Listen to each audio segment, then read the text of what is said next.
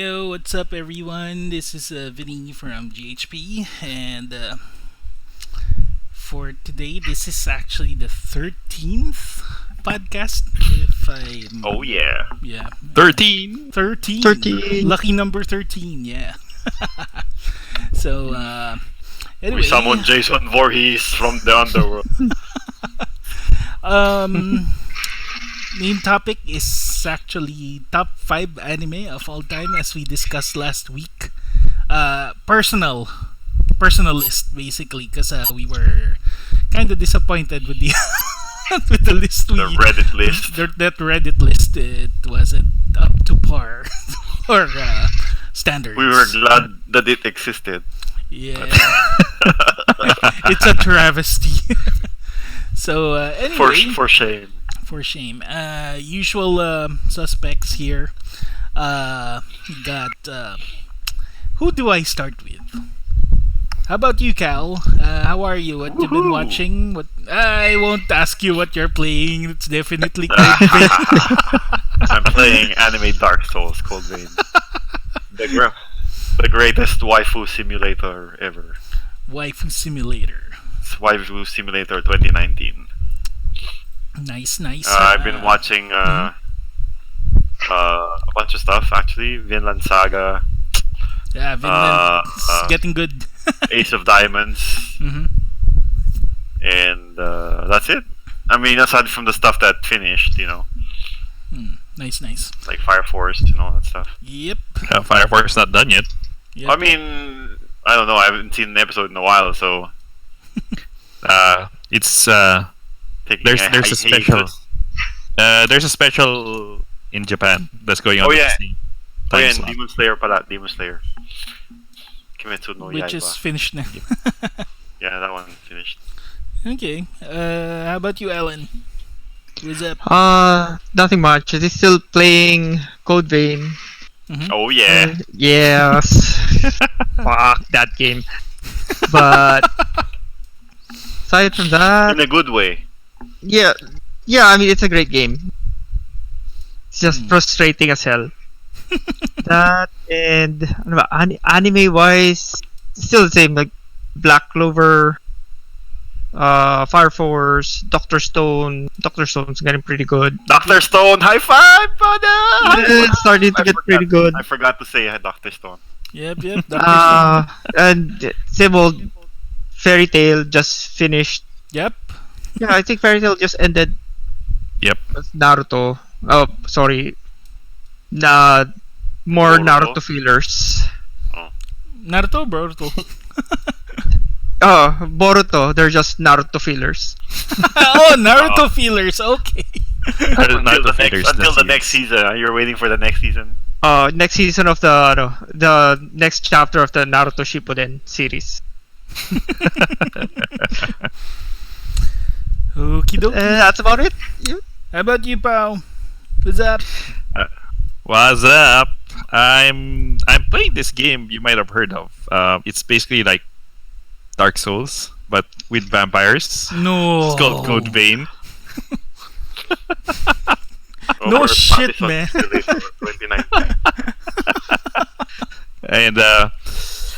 And aside from that, also getting back into God Eater 3, which is coincidentally, like the Much like Code Vein. Yeah, very much like Code Vein. So I don't know. I'm on a Bandai Namco is paying me or something. I don't know. Are they? What the heck? I didn't get any money.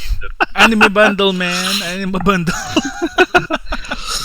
And then what am I watching? I basically wrapped up all the anime, like Copcraft, and I started watching Cautious Hero, which is pretty crazy. Yeah. Cautious Hero. What was the full name? The hero is overpowered but overly cautious. Yep. It's something. Batman. Something like that. You mean Like Yuno, na isekai si Yuno. And he's the main character there is my spirit animal. Like Always buys prepared. Yeah, I don't like know. 3 sets of armor. Yeah, like Are you grinding the first level like Vince is? I don't know, man. I think Vince is the real overpowered hero, but overly cautious. When I was playing Code Vein, like what was the last time we were talking? And I was playing Code Vein. Like I was in the area before the cathedral, or was it during the cathedral? And I was like level 45. Like I don't know. I was like, and I was telling you, like, I feel like I'm over leveled. I don't know, but that sounds sexy to me. because I was basically not getting any experience anymore from for the gifts. Well, like Code Vein has. Well, I think we're gonna discuss Code Vein later, but you know. Actually, let's discuss it right now because we're already on the topic. Yeah. So basically, well, I'd have to explain everything, but basically, I was not getting experience anymore because I was super over leveled for that area. So I don't know. Like, but are you overly cautious? I mean, I've got like 30 regen factors. I've got like 30 regen inducers in there somewhere. How the heck how'd you get 30 regen inducers? Wait, how? Because I'm overly cautious. Oh my god. You can't even buy those, right? You can kay Coco, pero she's but it's like a almost limited item. never. Yeah, she almost never has it. You have to trade. So meron silang usapan ni Coco. Under the table. No. I'm like the type of guy who'll have like 90 potions. And like you never use it. Dude, use your potions. Like, no, I might need them later. Like, you never know. And then I'll end the game with like 999 potions, and I yep, I feel good. So I don't know that. I feel like that anime is calling. Like, yeah, you don't really need 3 sets of armor. Ugh, yeah. Yes, I do. Yeah, screw you. Screw you. I'm buying 5 sets. Okay. Anyway, any other guys want to comment on Code Vein while we're on the subject? Should we like discuss what Code Vein is first? Yep, sure. Like, we're gonna segue into Code Vein. Yeah. Anyway, Code Vein is a Dark Souls anime game with vampires. Vampires is something I don't really like. Dark Souls is a game I don't really like. So I'm not sure why I bought this. Yeah, why did you buy it? Yeah. I don't know. Everyone's playing it. You were hyping it too much. So yeah, my fault. That's on me. I think I like to think of it as because Code Vein is also developed by Shift.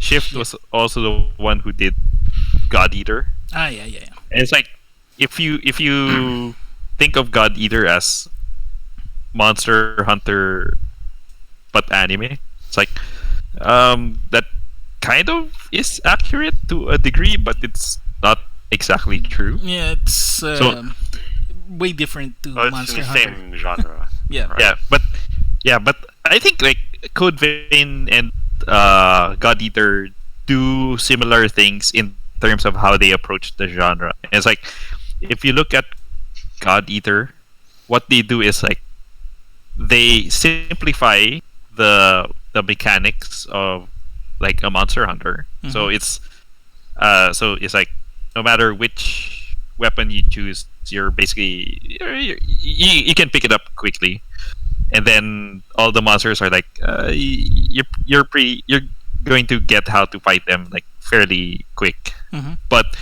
what God Eater did was basically to layer a lot of systems on top of the mechanics. So you have like you have like customization, which is like the basic one. Like customization is a lot simpler, and yet it's also a lot more diverse than Monster Hunter because you can craft clothes, and the clothes don't really do anything, but they're just for fashion. But the highest mechanic in any game, like cosmetics. Yeah. But there's a whole Waifu bunch creation. of different. There's a whole bunch of like customizations that you can do, like in terms of how your character looks and what types of clothes you can wear. So that's one thing that kind of differentiates it. And then you have the whole bullet system, and I don't know Oh my gosh. if you've tried it, but you can actually create your own bullets in God Eater.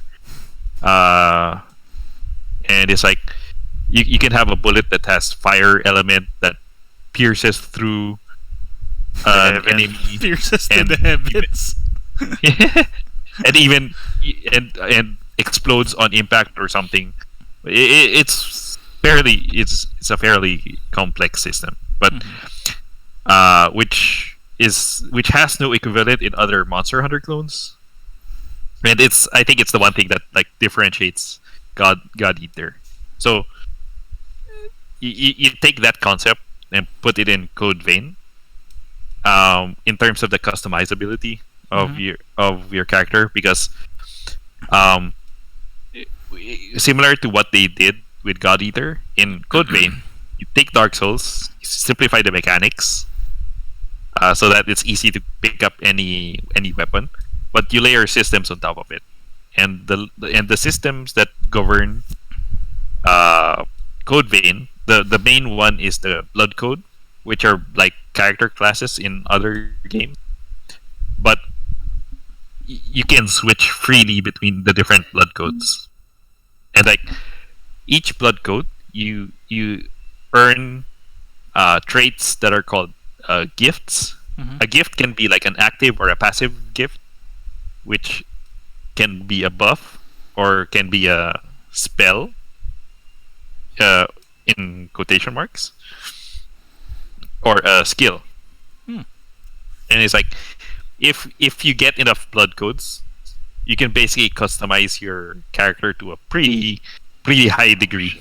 And it's like if you're like you start with 3 blood codes, like a fighter, ranger, and a caster.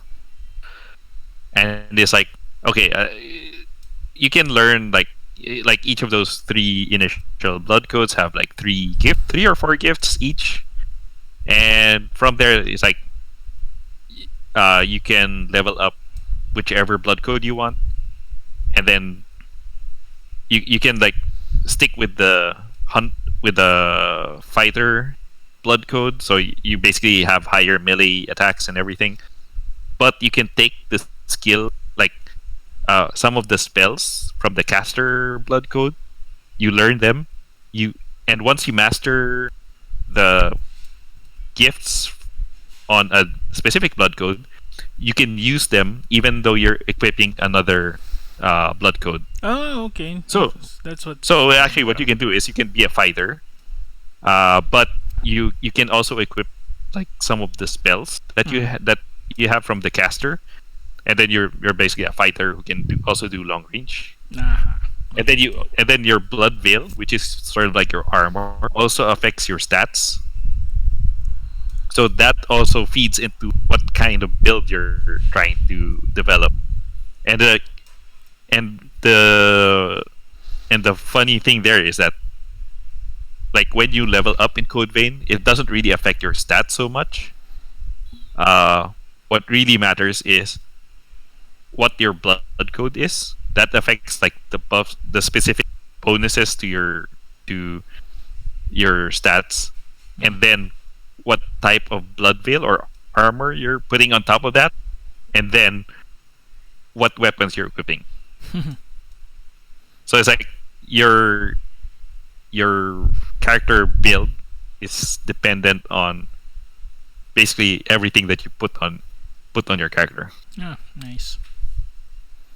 So it's like, so yeah, it's very in terms of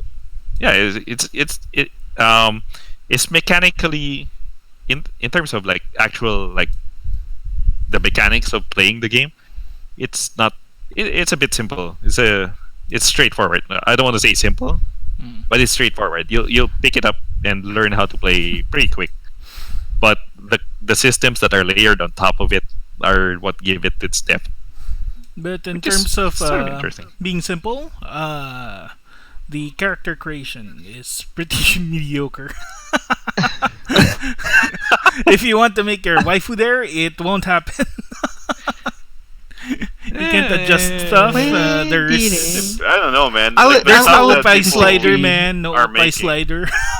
Well, there is.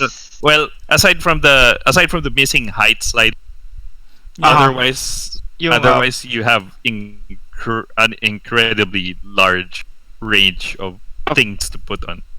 Yeah, but like, in terms of making someone look flat and stuff, no, it won't happen. Yes, you can. Yeah. You have to go to the I think it was overall build or something. No. Yeah, it doesn't work that way. Physique, yeah, well, you're basically going to be a thin. It's got nothing to do you're with going height. to basically be a thin, a fairly thin vampire who's standing about like 5'10". I think that's a 6-footer. She's pretty tall.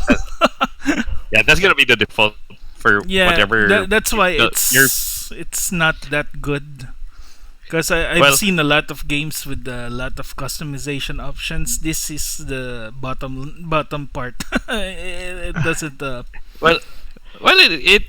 It's the if you're trying to change the actual physical features of character, yeah, but then all the other things that you can layer on top of it, that's where it gets really crazy. Yeah, like the thing here is I at least want to move the eyes a little. What do you call this? A little closer, higher, lower. It doesn't normally do that. That's what I'm saying. That's what I'm saying. Like in terms of the physique, the physical characteristics. No. Like it's about on par with a regular MMO kind of thing. Yep. So it's not that different from one of those free to play MMOs. But like let's say you have a lot of variety in the hairstyles. You have a lot of varieties in the accessories. Like which also includes some hairstyles. Yep. Like you can the bangs. Fix your the bangs for the hair extension. And like if you have a pouch, like let's say you attach a pouch to your character, the default is like the pouch is placed on the back, on the lower back, but you can move it to the shoulder, to the head, to the legs, to the crotch, and then you can rotate it. Like you can literally have like an onigiri on your crotch for no reason. Yep. For no apparent reason. Yep. Or on the nipples. I mean, yeah. Like so every pin that I tried in the accessories always goes on top, like on the very middle of my character's breast. So it's right smack in the middle. It's like no, not using that. Anyway, I'm just basically comparing it to the character creation for other games like Dragon's Dogma, which is very highly customizable, and Black Desert is the most intense. No, I was gonna say when you mentioned MMO and their customizations, Black Desert I think would top the list. Yep. But I'm saying like all the other free to play. Like Black Desert is not Black free to Desert is not free to play though. Free to start technically right now, because they're offering something like a trial period, so it's kind of free to start. Yeah, but the thing there is that you can customize like how your eyes look, how thin or how muscular you are, but your clothes will still be the same boring rags when you start. Yep. Like Code Vein is the other way around. Like you can go crazy at the start.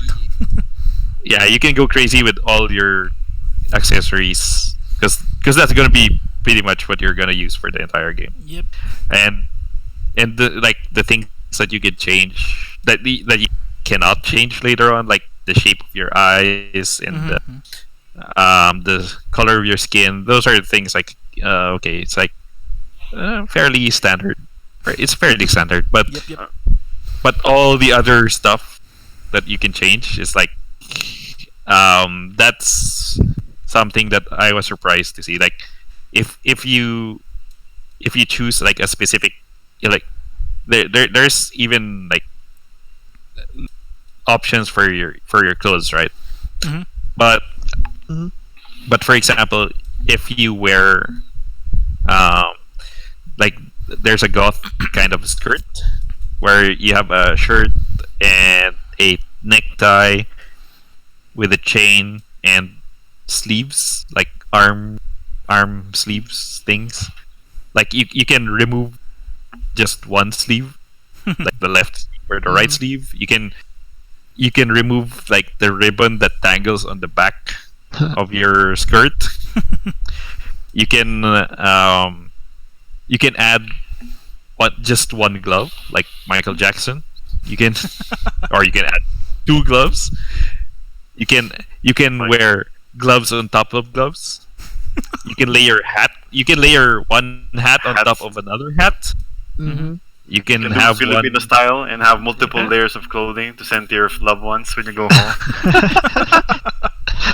Yeah. So it's not added to your baggage weight. Yep. Yeah. Exactly. Yeah. By the way, I think it's worth mentioning that if you're trying to put on accessories, there's a limit. There's a load limit to how much accessories you put in, and depending on what kind of accessory it is, I think there's like 10 slots. I think it's hilarious, by the way. I think unless you mod it, guess there's a mod that could go beyond the 10 slots. Plus Ultra. Plus Ultra. You'd look like Tanjiro with his entire family with all that little boxes. Somebody actually did Tanjiro. Yeah. Anyway, in terms, you did all the limitations with like the character model in mind. Like even Dark Souls, you kind of can go crazy, but you can't make like a super short character. Yep. That would require them to make like another hitbox, like I don't know. Maybe Paolo can speak to the side of when it comes to coding. Like, is it harder? Does it take more effort and money to like decrease or increase a hitbox of the character? Oh yeah. So it's not like a slider where you adjust it. You have to make. Yeah. So the reason why like the accessories are pretty crazy, like, is because there's only basically one body type in the entire game. It's like you can only have basically one body type, and then you can't change your height. You can only change your physique, your muscularity. There's a very short range of that, and I think the reason they did that was because they could basically go to town on the accessories. So which is make like it less complicated, right? Yeah, exactly. Like streamline, like simplify it, but then make something else on top of it. So in terms of like something like Dragon's Dogma, you won't. It won't be as detailed as that in terms of getting like different character. I don't want to sound like I'm making excuses for the devs, but they're a pretty like niche developer still, aren't they? I mean, God Eater doesn't have like a huge following, and it would be hard for me to think that Yeah, which is big. Yeah, which is right. Which is why that's what I'm saying. Like my point is that they chose something to focus on, and they focused on the accessories basically, like all the crazy things you can add on top of your character model. Because in Dragon's Dogma, for example, you can make a shorter person. A shorter person will have a different hitbox and have different stamina. Like your height actually affects your stamina in Dragon's Dogma. And the range of your attacks also. Yeah, and the range of your attacks. It's just pretty cool. Yeah, which is nice, but then your armors all look the same, right? Yep. So it's like different sized armors. Like it's like not even different size. Man, like, give me my 10 stack of hats any day. Yeah. Anyway, in terms of creativity, the Reddit stuff that they actually put up for the character creation here in this game is kind of awesome. Although some of them don't actually look like the actual thing, some of them pull it off. Yeah. So basically, I already made Tejina Senpai on this one. Well, it's like cosplay, you know. It's not the real thing, but it's got the concept, right? Yeah, exactly. That's the whole thing, is the spirit of it, right? Yep. But when I was playing as Tejina Senpai on the game, I couldn't take it seriously. It's too funny. Who? The Magical Senpai. Yeah, so I had to change my character, so I made it look more like Vampire Hunter D with the hat. But the mask made him look like Darkwing Duck. I can't win, so I just stuck with it. Yeah. Anyway, in terms of games, it's okay. It's nothing to write home about for me specifically, but in terms of the combat, it's okay. It's fine. The stealth is kinda. It doesn't work. It works. You have to have the right gift. Probably. Because I was still early in the game. I was grinding too much. So probably I still don't have that trait or gift. Stealth works, but you have to walk. You have to learn to walk. Okay. Like, no, that's probably why I thought you have to have the gift, because even though walking in the memory vestige parts annoys me because it's so slow. Yeah, you know, they should have the option to make it run. You know, in the memory vestige. But you know what? That's kind of, I don't know. I mean, like, I agree with you. They should have the option to run, but like forcing you to walk and experience the memories, though. Yeah. You know, it kind of gives you a reason to. I mean, it's a shitty reason, but it kind of gives you a reason to, like, look at the diorama. You know, look at the environment. What's happening here? You know. I'm kind of amazed with those dioramas, because some of them are actually polygons. Some of them are 2D. They're just sprites, but they look good from afar, so you wouldn't notice it. So I guess we have to talk about the memory. Like my first date. I guess we have to talk about what the memory vestiges are, so that spoilers. People will know what we're talking about. So, like, spoiler warning. Well, we'll try to be as spoiler free as possible. But what? When you well, it's like part of the game, so I don't think it's much that of a spoiler. Yeah, like you get this. You learn the first vestige you get is after the first area, after you defeat the first boss. And basically, what these memory vestiges are is that the premise of the story is that as a vampire, you're immortal. Well, what are you called? You're called revenants. As a revenant, you're immortal. When you die, you resurrect, but you also lose a bit of your memory. And at certain points in the game, you find these red shiny gems that are memory vestiges that you can repair, and you basically revisit the memory of another revenant or vampire. thing. Well, and that's only your yeah. character because your Yeah, I was character gonna say that. is Yeah. sort of special. Yep. Yeah, as usual in as The chosen usual one. in other Yeah, JRPGs. chosen one Yeah. like Astral Chain. You're the chosen one. And everyone loses memories when they die, kind of like Log Horizon. Yeah, yeah. Ugh. Yeah. But so the way that it's set up is that you these memory vestiges occur in a sort of a special dimension where you're just walking through reality marble. Yeah, reality marble, exactly. Like you're walking through a narrow path, and sometimes you see like static dioramas, I would say. Think of it like a Disney ride, but you're walking. Yeah, exactly. Walking really slow. It's like haunted mansion. More like it's a small world. Well, no, because it's a small world. You're on a boat. Yeah, but you're walking here. But tons of dioramas inside, so yeah. So the and then you basically relive the memory through the dioramas.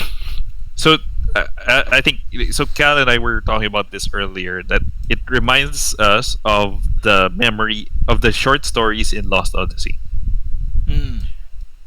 In that, yeah, some of them are like, yeah, the first one you get is like, okay, this is a memory of some, and then you sort of get of the backstory. Like the first vestige you get is the memory of the first boss, and then you get an idea of what their life was before you met them, and then you like, oh, that's kind of sad, and then obviously there's sad piano music playing. Then you're walking through and then seeing flashes of their life, and then like but some of the later memory vestiges are like really heavy. It's like oh my gosh, like I was not expecting these kinds of feels in this. Yeah, I know, right? It's like in this anime vampire Dark Souls thing. Well, that kind of sucks because like vampires get like kind of like a bad rap, thanks Twilight. No, but I blame Morbius. Yeah, it's like I'm with Vince too. Like I really like vampires, unless it's Vampire Hunter D. Yeah, the thing here is they got a bad rap, and yeah, they have a bad rap. Other than that, they were overused after Twilight. That's why I'm so sick of them already, because after Twilight there's like 5 or 10 vampire movies.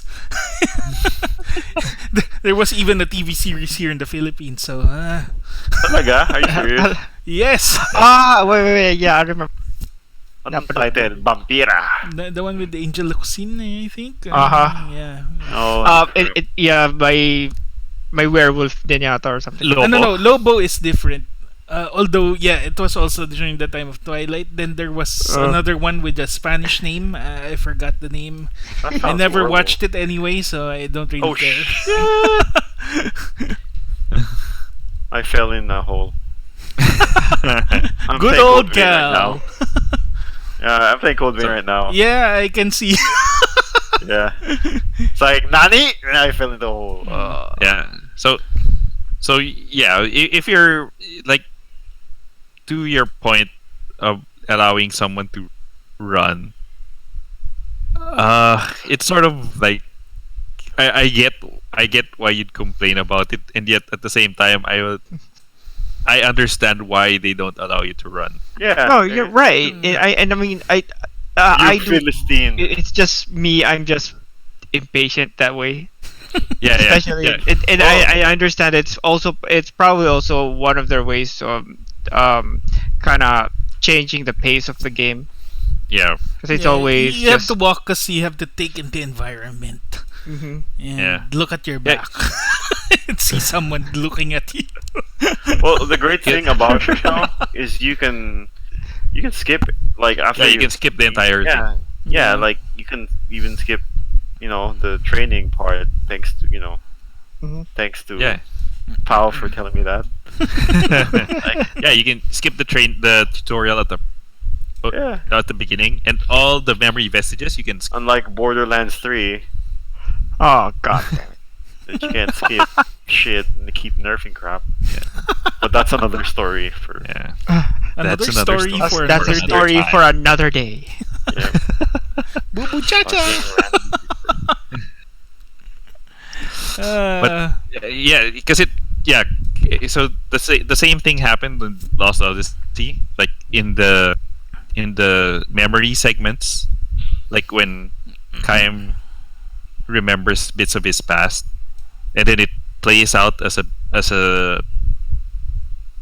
basically as a one long text box. Yeah, you have to read the shit, by the way, just so you know. But then the way they present the text is like, for example, it could be describing a windy day, and then you see the text like fly in as if it's being blown in by the wind, and it's I don't know, it's a really good way of presenting what essentially is a long text box, and I feel like that's also the kind of thing that Code Vein is trying to go for with the memory vestiges, because some of the memory vestiges are like straightforward. You walk through this tunnel and then you exit, and then some of them are like, they suddenly mix it up and do something different, like you're not walking, you're basically like falling. There's some that are actually full cutscenes too. Yeah.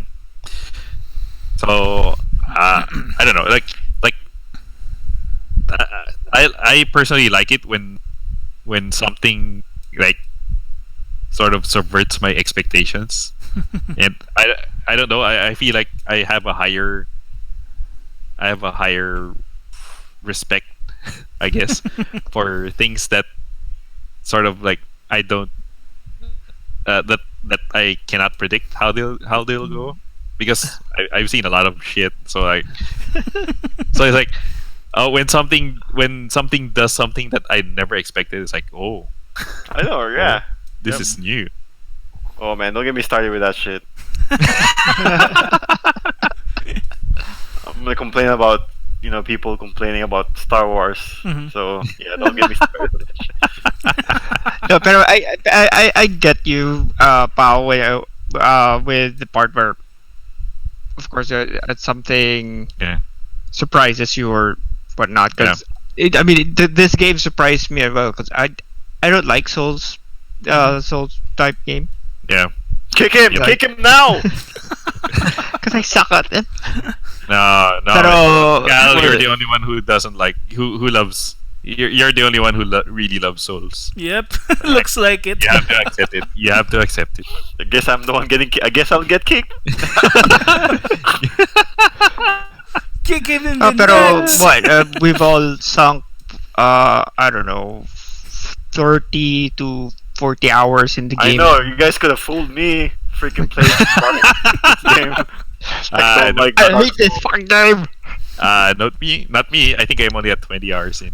I think I'm stuck. Like only at 20 hours in. You're only at 20 You can do like hours. a Pao, That's say kind like, of I hate impressive. this game. Then we play. Like I hate this game, but I'll keep on fighting this boss for the next 2 hours. New game +9, but I hate this game. The thing about the Souls games is you just have to be prepared for the next area so that you won't have to struggle with it. Yeah, that's what it is, really. So That's exactly grinding is an essential part of the game. So if you love Dark Souls, you watch Hero is overly cautious. What do you call this? Overpowered but overly cautious. It's I thought you were going to say, and the animation is awesome. Be prepared to die. I guess I'll die. Anyway, bottom line, if you really like Souls games and you like anime, this is the best game for you. Oh yeah. Oh yeah. Oh look, another victim has joined us. It's like, No, don't. Now I want to play too. Hey, what better way that for me to talk about the game when I'm actually playing it, so I can share my experiences. And frustrations. Yeah. Yeah, I give it a recommend. I highly recommend this game. I mean, you don't have to like anime. Well, I guess you kind of do for this game. I mean, if you don't like the art style at all. Yeah, even the storytelling is kind of anime. Like, yeah. Oh yeah. But anime, but good. Anyway, you guys, how will you rate this game? Ako recommend. It's a recommend. Yeah. Not quite essential. But I recommend it. Like I highly recommend. Yep. Okay. Yeah, I give it a.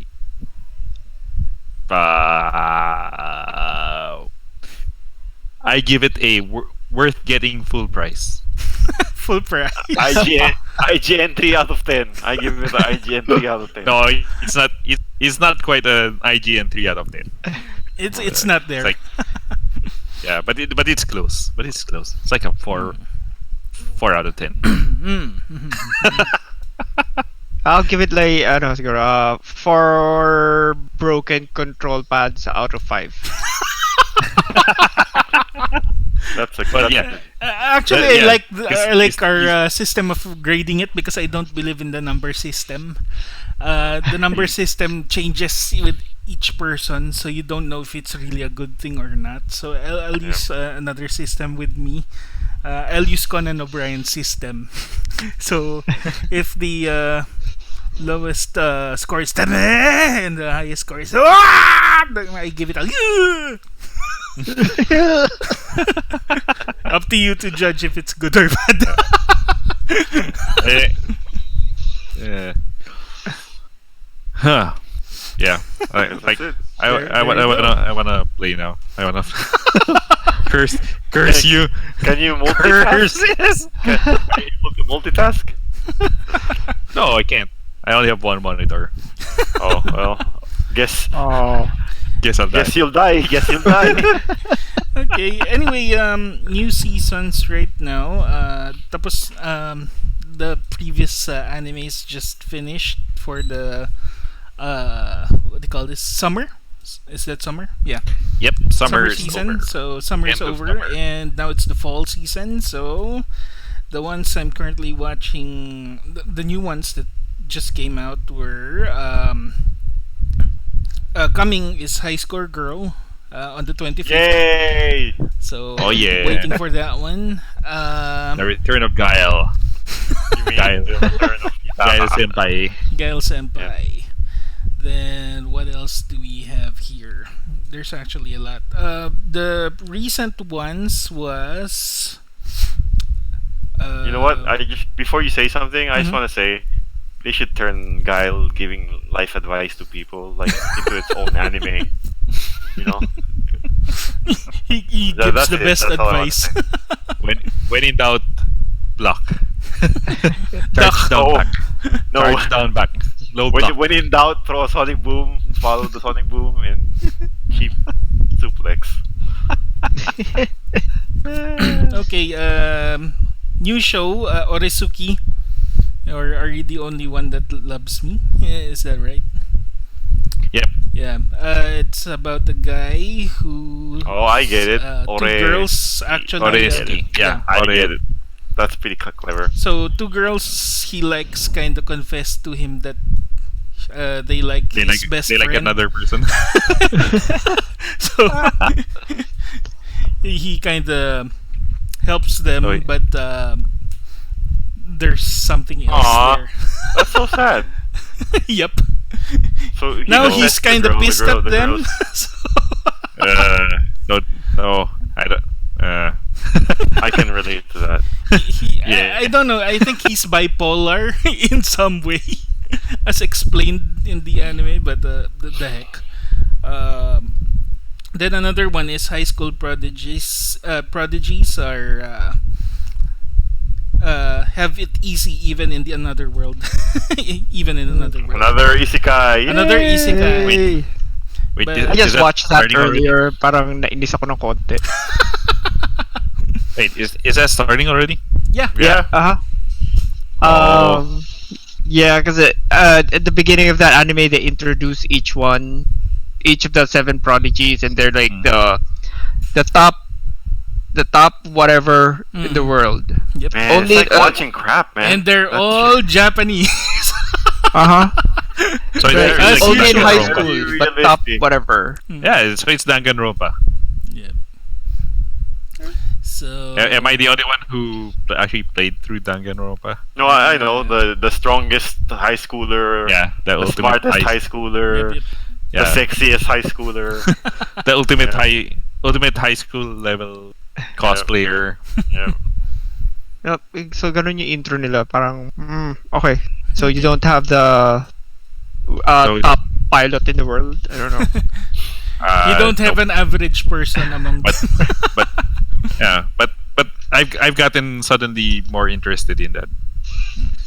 No, Oh.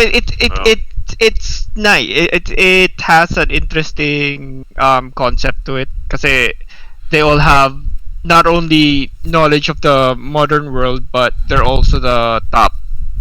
Wait, which isekai are you like talking about? I can't keep track of them. high Prodigies. school prodigies. The 7 prodigies. Kasi parang Even- parehas lang eh, you know. It's like, oh yeah, they're from another world and they have knowledge of Speaking of smartphone isekai, or whatever. there was another one, Kemonomichi, which is actually from the same author as of Konosuba. Yep. oh. which kind of See, if Konosuba is that's- brilliant though. if that's your kind of humor, you know. Yep. You know what the funny thing about Konosuba though? It's just a comedy, right? Uh-huh. Yep. But I would put it on the same height as Madoka Magica, where they're actually making fun of the whole genre. It's a deconstruction. Yeah, kind of- exactly. It's a deconstruction of isekai, which is it's hilarious, you know. Yeah, And a it- movie's coming up, right? it's a deconstruction that's not trying too hard to be deconstructive. So Yeah, I mean, after so it's a satire. Yeah, it's a satire. it's hard to follow Madoka Magica, you know. Like, all right, so we did this thing, and then all the other people who's gonna follow it, it's gonna be shitty because it's Then You know. another isekai came up. Ascendance of a Bookworm. It's a girl. Oh, is that who- also starting? Yeah, Yep. there's already first episode. I have so much to catch up on. So yeah, it's a librarian who died and was resurrected in a child's body, but the Yep. world she went to has no books in it. So she'll make her own books. you know what I actually like. That's similar to that. Have you guys seen Knights and Magic? Yep, that one is mecha, I have not. I mecha like that anime, one. right? The Isekai Gundam. Yeah, it's mecha anime. Yeah, that was pretty good. I thought that was pretty good. He's Sorry. big fan of figurines, Yeah, Gundams. so it's like right What the sa tips. yung the isekai you just mentioned. There's no books, so he made some books, right? Itong Might and yeah. Magic. There's no mecha, so he made some mecha. Yep. There's Yo. a structure that looks so- like mecha, but he improved upon it. so, So which one would you prefer, Oh, books or okay. mecha? That reminds me of of the realist hero. It's like he's a college student who's studying economics. He dies and well, he doesn't die. Does he die? No, he gets summoned to another world, Gets summoned. and then it's like, your economy is shitty. I'm gonna make a good I'm gonna economy. fix it.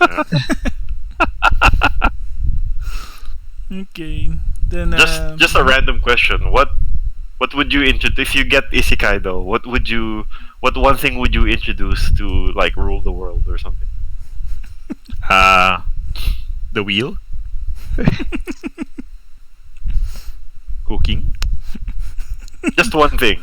the toilet. Yes, Although indoor that plumbing. already happened in Indoor plumbing. what do you call this? That Roman thing, Roman therme, something like that. It's some kind of a what do you call this? A Roman gets from back in the past gets sent to the future. Yeah, sent to the future. Isekai'd into the modern. Yep, and everything he learns in the future he sends back to the past. So that includes toilets, bathhouses, and stuff. Even otaku stuff. Nice.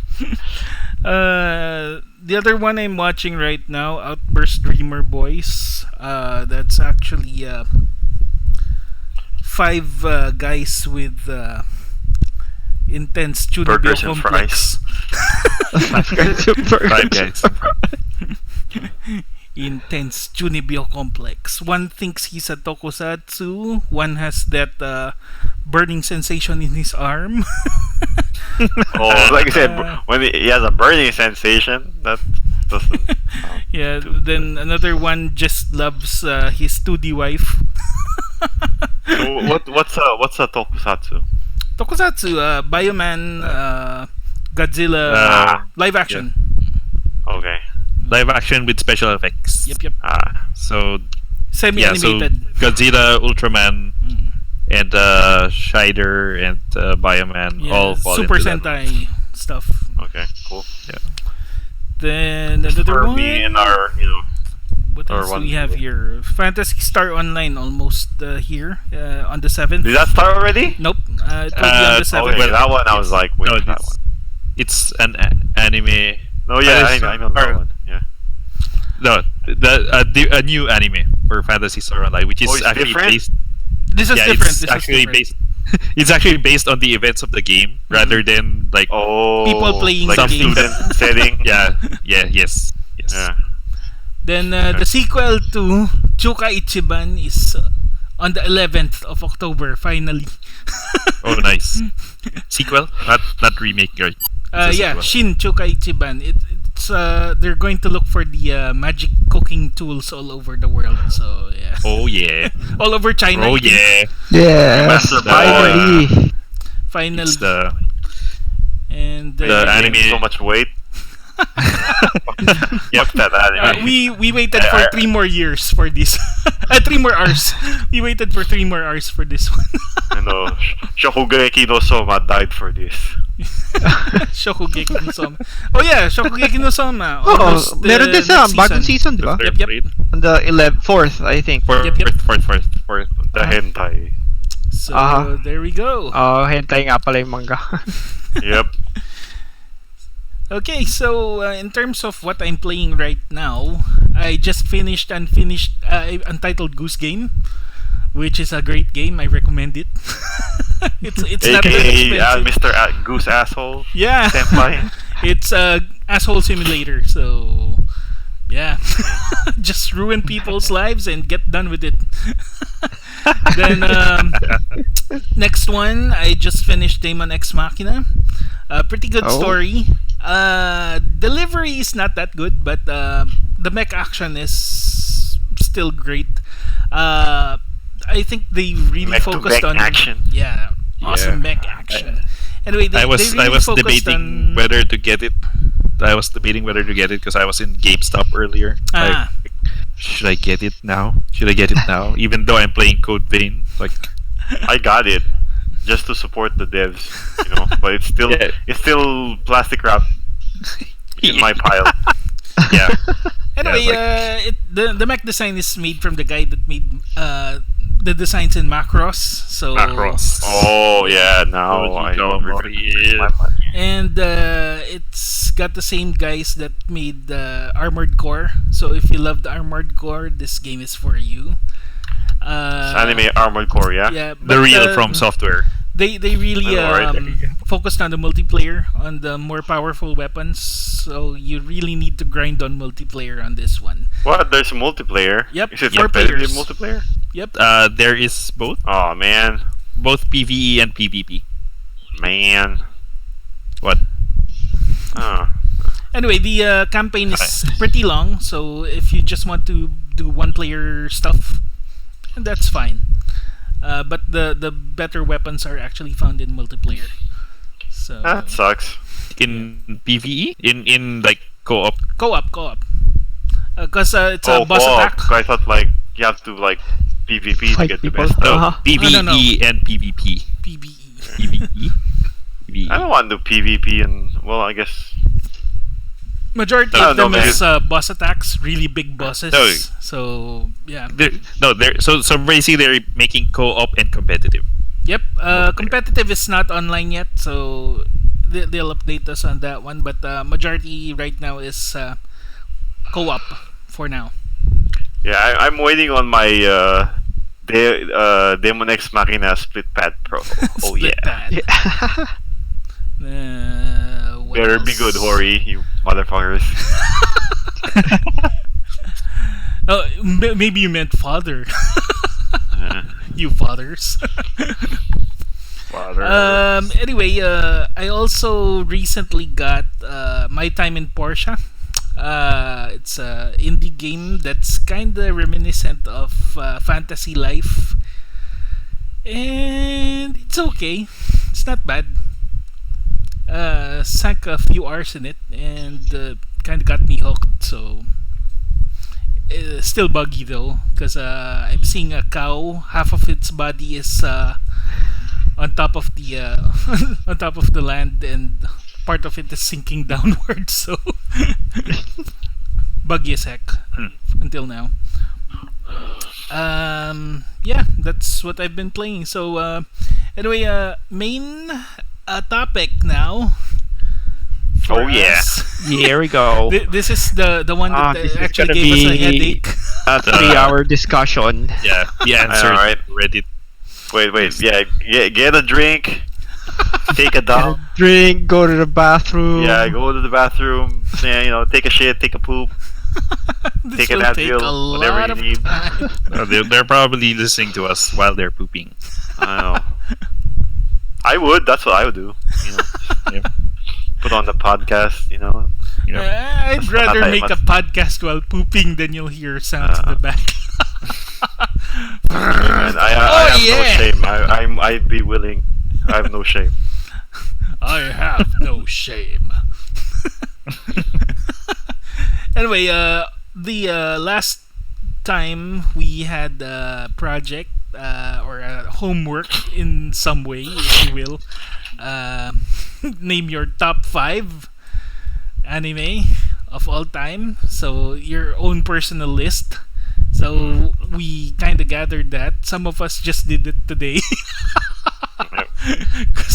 Maybe because of course you're gonna cram. Yeah. Because of course you're gonna we cram. love cramming. I did it in school. I'll do it on my podcast. That's how I am. I'll do it even at work. Oh, my submission of this is tomorrow? I'll do it now. Or maybe tomorrow morning. I used to beg Miss Pasupil for extension. Yes. Oh, God. Yes, you did. She was nice to me though, so even though she would always make that frowny face. Director. Director. Yeah. Okay, anyway, who wants to start with this one? Because mine is pretty simple, so if you want, I could start this, then someone could just follow up if they want. Yeah, you can start, man. Okay, anyway, I'll start with 5. 5 going to 1. So there's a build-up of intensity. Although my list isn't that intense. Anyway, number 5, Violet Evergarden. It's wow. Yeah. Oh. Because it's so well animated, it hit me in the feels several episodes. Yeah. Best finger animation ever. Yeah, and Kyoto Anime, they really make great animation. And the story, I could repeat it over and over again and I won't get sick of it. So yeah, Violet Evergarden. Number 4, I put Trigun there because I've watched Trigun almost every year. I always marathon it at least once a year or twice a year. So, wow. Oh, that's like your your your Christmas movie. Yeah. Like everyone has a Christmas movie that they watch every year. Christmas Or your favorite porn. I don't actually have that. Every time. I watch porn, but I don't have a specific one. I love this. I watch this every year. No, nothing like that. But Trigun. I mean, like your go-to, you know. Yeah, and I've seen Trigun in English and I've seen it in Japanese, but I think I like the English more because it's a Western setting, so it kind of makes sense. It's a Western, yeah. It's basically a Western. Sense. So you know what I like about Trigun? It's like, so the anime actually like makes it actually takes some time before it gets to the first part of the manga. It's like the first chapter of the manga is like what, episode 5 or something. So it's like they basically made a whole arc that was anime only, and I never noticed. like I never noticed until I started reading the manga. It's like, holy cow! Like, what? The first part is a filler? Yeah, like the first chapter of the manga is like the Nebraska family. Yep. Which is like what, like episode 4 or 5, yep. or something. They had to introduce the characters, so yeah. So it's like the entire first part where like the first episode where he gets mistaken, like the case of the mistaken identity. And then the whole part where he has to have his gun fixed and everything, like, wow, those are all like anime only. So like, oh, good job. Madhouse, right? Madhouse. Yep, Madhouse. Right. Madhouse. Yep. And this is one of those. What do you call this? What's your term with that one? Like the hidden badass. Crouching Moron, Hidden Badass. Crouching Moron, Hidden Badass. This is one of those examples of those. So if he doesn't die, there's a reason. He's not cool enough to die. Armor. Yeah, and I also like the movie, so I'd put it on number 4. So there. Number 3, Gundam 8th MS Team. This is actually the best Gundam I've ever seen, and it's designed. The character design is by the guy that also designed Golden Boy. So I see you're a man of culture as well. Yes, I am. Anyway, this one is a side story in a way, going at the same time as the first Gundam series. So you see, it's under Universal Century, and it's what was happening on Earth during that time. So it's focusing on Earth because the entire Gundam is on space. This one, everything happened on Earth, and it's kind of like a Romeo and Juliet thing. So in some way, but better. Zion. And Zion has hot cheeks, so yeah. Zion. Well, thank goodness Sayla defected. Spoilers. No, right? Anyway, number 2, Ninja Scroll. Oh. Because I love ninjas. Even though there's mostly samurai there. Majority of the depiction is kind of samurai-ish. But Kagero forever. But she died. Spoilers. Right. If you haven't seen Ninja Scroll by this time, it's on you. Yeah. I mean, you gotta get that shopao in there. You gotta enjoy the show. Real fast. Put it in your mouth, man. Lick the top. Okay. Anyway, I like the depiction of ninjas here. Somewhat, it's somewhat realistic. But no, it's not really realistic. But no. Realistic, but no, it's not. Due to international copyright laws, it's not. But yeah, I like the animations, really well made. And it's a movie, so when this one came out, I heard there was going to be a series, so I was excited. So when I found that the TV series was actually going to be sold on DVD here, I bought everything.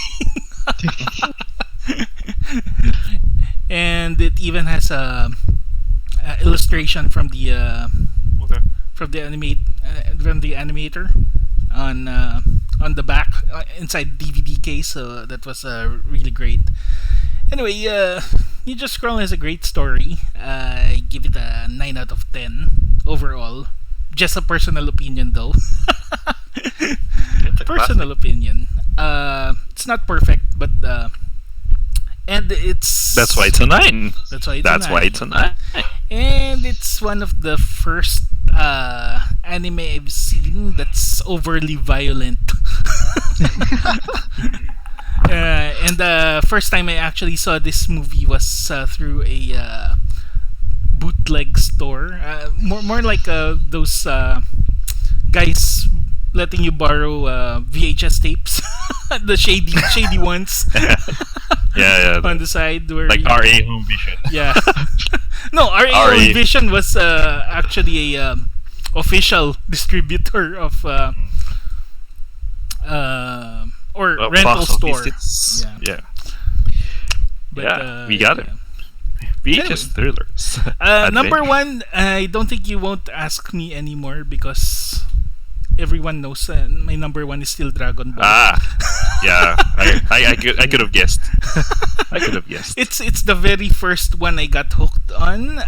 The very first comic my mom got me in Hong Kong was Dragon Ball comic, which was published by City Comics in Hong Kong, and that those illustrations was really stuck onto me. So I've been drawing Dragon Ball characters for how many years?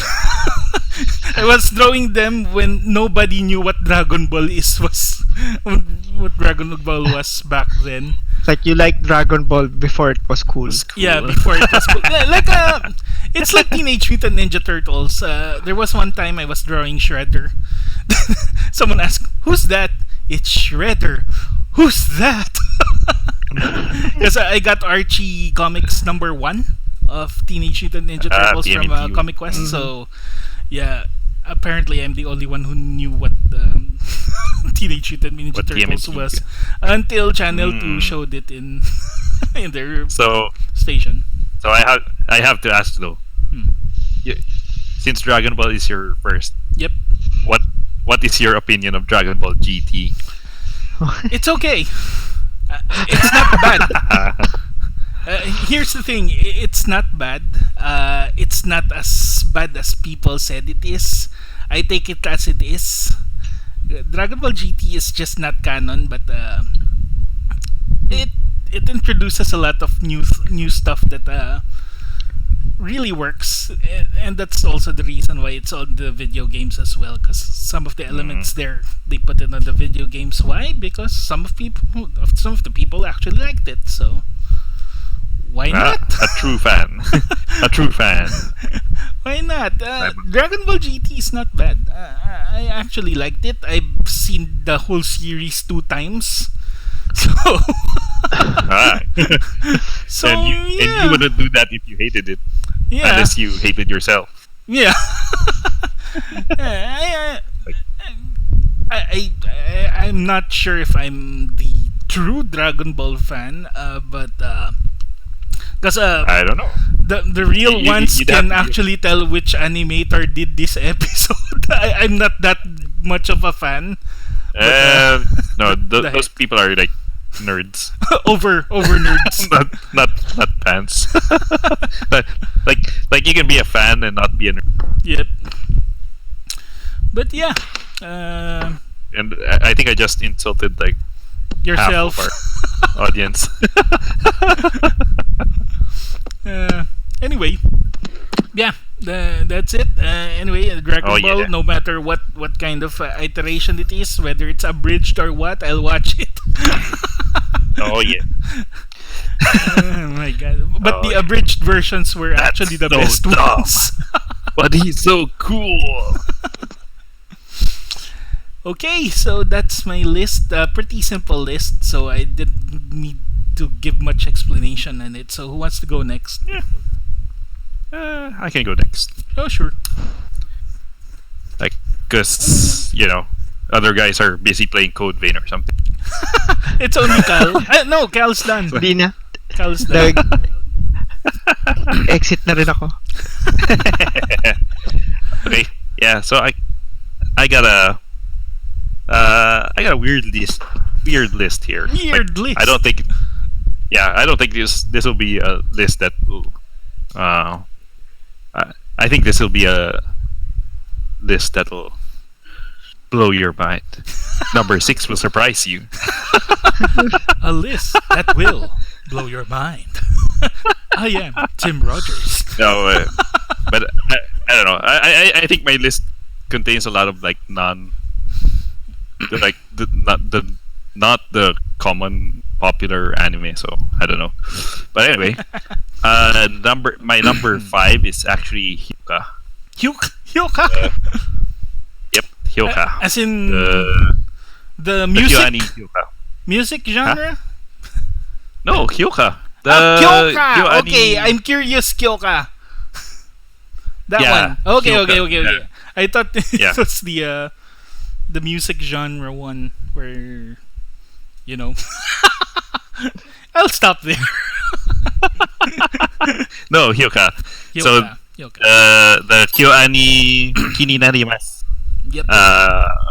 anime. It's a And cute the show. reason I actually like it is I actually started watching it because I like mystery kind of anime, Mhm. like mystery stories in general. So when I learned that Hyoka was kind of like a mystery thing, so I was interested in it. Kininarimasu. I was interested, and then it's like, oh wow, this is like a really good adaptation of a book. Mhm. Like, yeah, you kind of know that it's not based on a light novel. It's not based on a manga. It's based on an actual like mystery novel. Yep. And I think more than any other Kyoani series, this is a show that sort of like finds the beauty in the mundane things.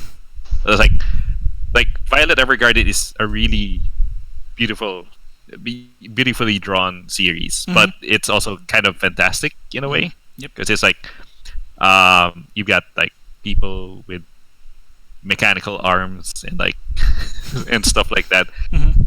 And Hyoka is like more mundane. It's like it's set in a high school in a small town, but the way they depict like everyday life there is really with all this color and all these really beautiful designs. Like I think it's what elevates it above all the other slice of life kind of series. Yep. So it's personally my favorite Kyoani work, which is why it's the only Kyoani work that I put in the top 5, which is kind of hard. So yeah, Okay. Makes sense. yeah. And number 4 Uh-huh. is Summer Wars. Summer Wars. Yes. Wow. Now, Summer Wars I put in here because it's basically the culmination of the anime blockbuster movie for me. It's like it's everything I've seen a lot of like the anime blockbuster kind of things where it's like starts with a start simply, and then you get a really big battle at the end, and then like crazy things are going on. And this is like the culmination of all of that for me. It's like like if you ask me what I would consider the gold standard in terms of what a blockbuster movie would be, Summer Wars would be it. And it's like the depiction of the virtual world and the real world, and is really like I like how they depicted the virtual world in it, like the universal chat system kind of thing. Yep. And the fight choreographies. Yeah, and like no matter it's how unbelievable. I actually love the movie itself, but until now I don't know how Anafuda works.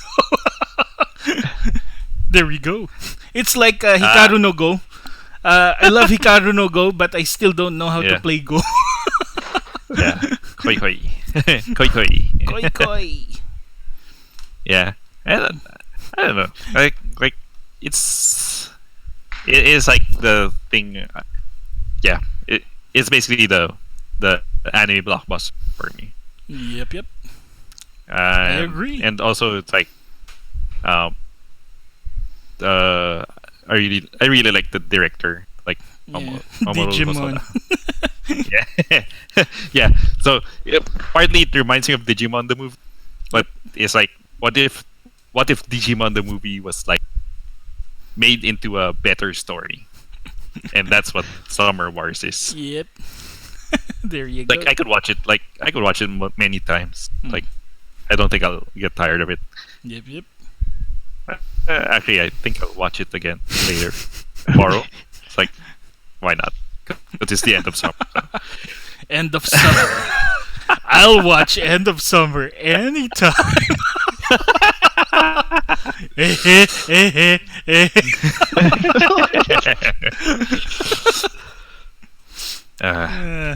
And then so number three Number three is Garden of Words. Or Garden of Words. Right? So this is actually my favorite. What I consider to be the best work. My favorite Makoto Shinkai work. Yep. Like of all his. It's a short movie. Yeah. It's like it's only like 80 minutes, like just over an hour, I think. But so it takes place mostly in the aforementioned garden. Like a chunk of the movie takes place in the garden, and I like the concept. Like poetry is a big theme in the movie, and when you watch it, like it's like it's like a lot of lines in the movie that the characters say always have like a deeper meaning to them. And it's like I think this is one of the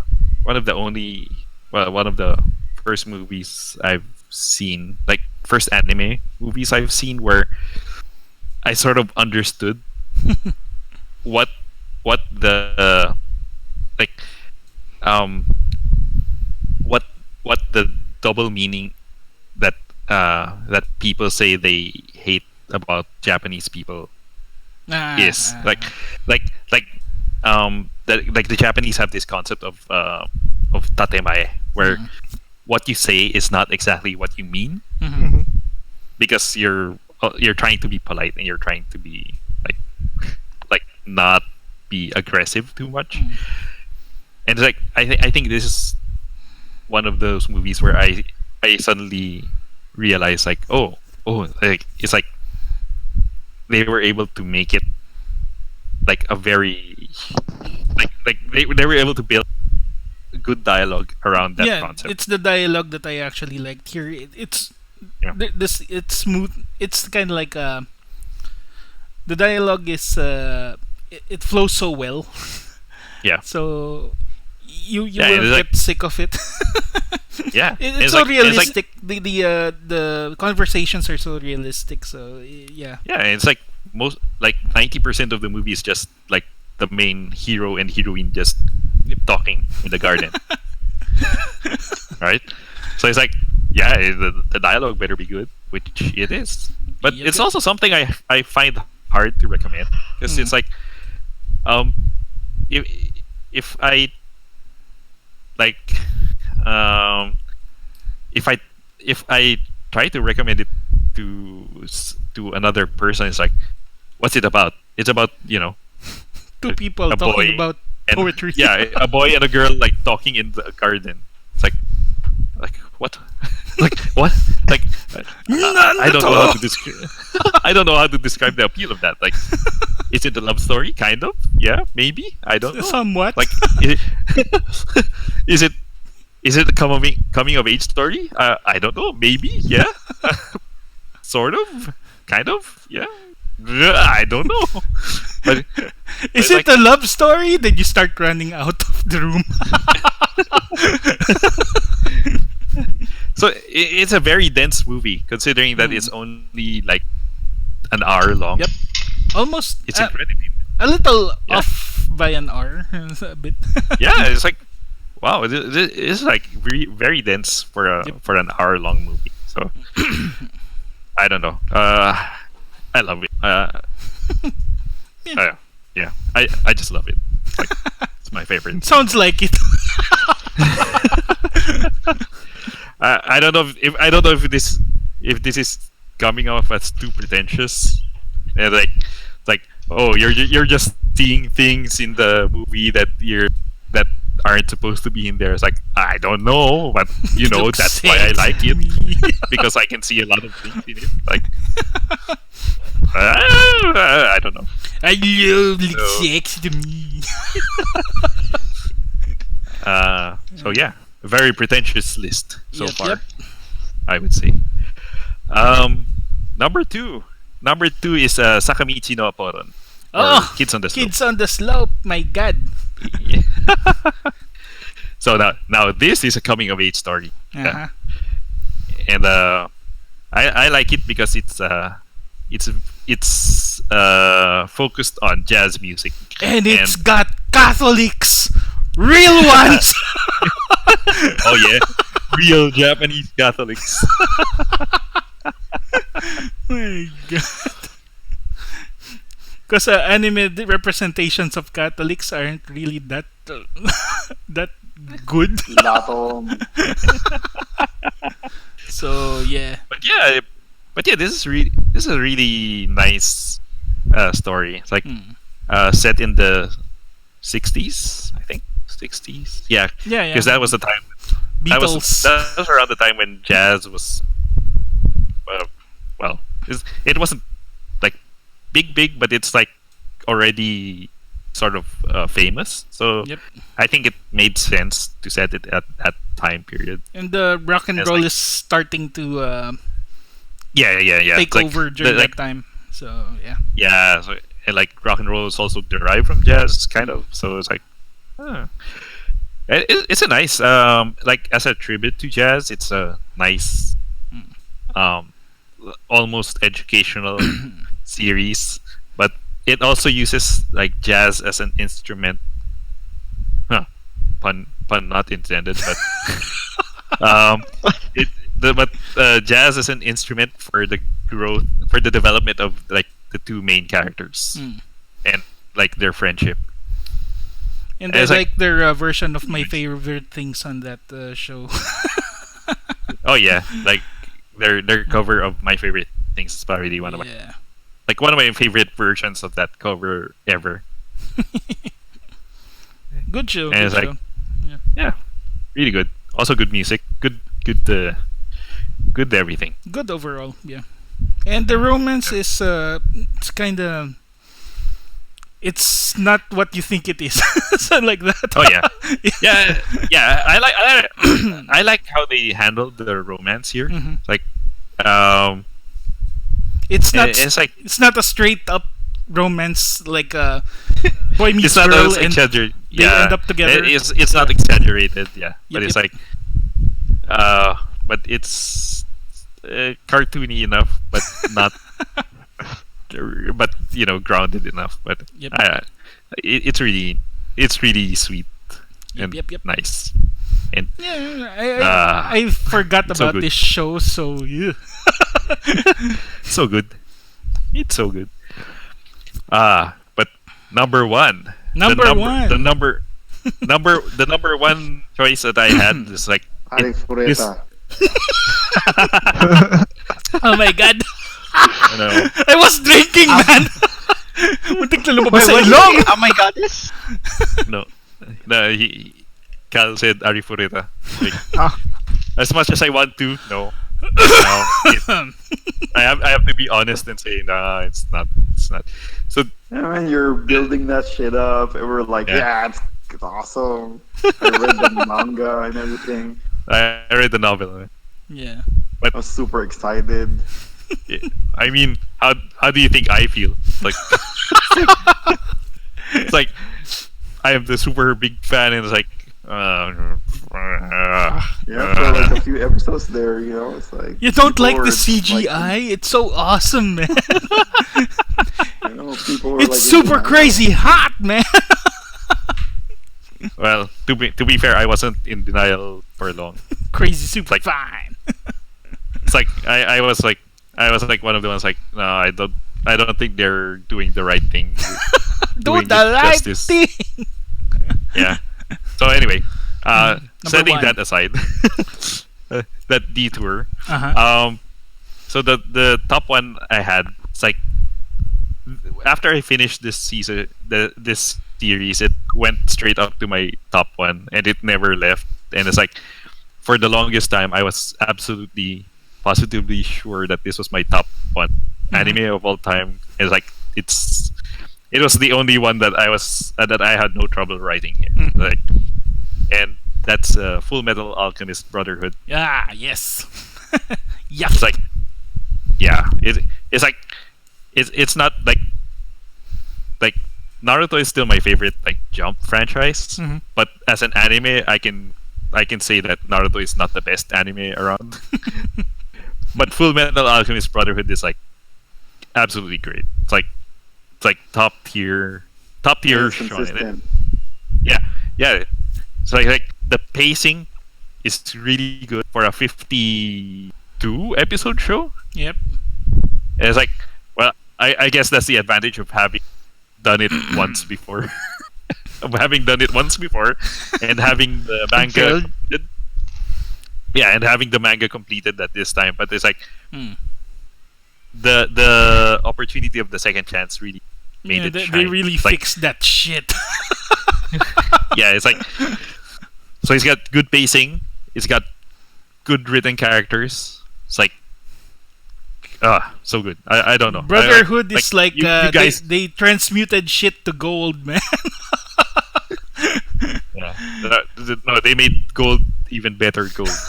I don't like Because the first one I didn't like it, so like yeah. like you guys all know how good Full Metal Alchemist is. It's like everything about it is good. Yep. Brotherhood Yeah, is like, good. it's all- The it's all good. first one. Have you seen the first one? No, I haven't. That's why. It's shit, man. Oh, okay. Kaya pala parang, why are you defending the first one? No, we're not supposed to be talking about that one. Just Brotherhood. There's only Brotherhood. I mean, the first few episodes was good, but then they started going away from the line. It's like I don't it careened over a cliff or something. Yep. Yeah. And then there was this this movie that they made that Edward went to a world where World War II. what do you call this? Edward went to World War II. In some way, I think it is. I think that's basically the premise of it. And what do you call this? He had a arm which was made of steam-powered motor. So Yep. because alchemy does not exist in that world, so I kind of like that movie. I did like the series where it went. So there you go. Yeah. So the great thing about Full Metal Alchemist Brotherhood is that it's got good action, as any shonen anime would. Oh yeah, But they it's also- improved a lot on that. But it's also got, but the storyline itself is also, it's like, it asks a lot of, it presents a lot of dilemmas, especially with the concept of alchemy itself. Like what do you give equal up? exchange. What what do you give up as your equivalent exchange in order to gain like the power of alchemy, and then it's like, and then the soundtrack is also good. It's like really good, and then this is actually the series that convinced me that Bones is probably the greatest studio that does action anime. Like, if it's an action anime, Bones would be my number one pick, and it's mostly because of Full Metal Alchemist Brotherhood. I'll cut you right there, but KyoAni is the greatest of all time. No, that's why I'm specific to action. Specific to action. Like, KyoAni is good, but they don't really make action series. They did one, Full Metal Panic. Full Metal Panic, right? And yeah, but what do you call this? What's that anime with the bouncy chick? What was that? Myriad Colors, Phantom World. Yeah, that's also action. Yeah. Yeah, but again, that's like 2 out of their like 20 or so series. So it's like I don't think they're like they can be good if they want to, but it's just like I don't think it's in their DNA as a studio to make else action. Did Bones make? Anime. Ace of Studio Diamond. Bones did Sword of the Stranger. Oh, okay. If you need any more proof, I give up. Nothing says action other than that movie. see, like, let's see, Raxophon. Raxophon. Oh my god. Yeah. Raxophon. Soul Eater. They also did that. Oh yeah, the one in WoW. Yep. Hero Man. Yeah, the Stan Lee's one. Hero Man. Yep. Don't forget Stan Lee. Wait, what? Tenkai Knights? Oh, ew. No. They also did the Blood Blockade Battlefront. Blood Kekai Blockade. Sensen. Oh yeah. Kekai Sensen. Same character designer of Golden Boy. Yeah. Kekai Sensen. Yeah. Oh, yeah. Blood Blockade. Yeah. It's the same. Yeah, guy. but the original manga was by Naito Yasuhiro. Yep. Guy. It's just usually when they translate it to anime form, they need a character designer. They still need one. Yep. And Hiro Aka. Hiro Aka. So, and Mob Psycho. Oh, Mob Psycho. That's really good. So yeah. So if it's an action anime, like Bones would be my number one pick. But if you want to work your artists to death, my number one pick of a studio would be Piero.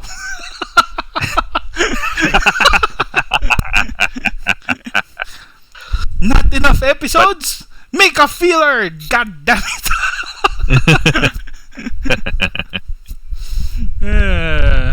Piero. My god. So yep. Full Metal Alchemist Brotherhood is my at of all time. Okay. I give up. Like, I don't think I need to sing its praises anymore, but I am ready to. I am ready to praise it even. Like. Anyway, the one studio that's going up against Bones right now is Trigger. So. Triggers. I would consider Ufotable. The second one. Ufotable? Yeah. Like, Ufotable. Yeah. Well, I don't know. Ufotable? I don't know. I read it Whatever. as UFO table, so I'm not sure how you pronounce it. Yeah. Ufotable. UFO. According to the katakana, it's Ufotable. Ufotable. Yep. Nice.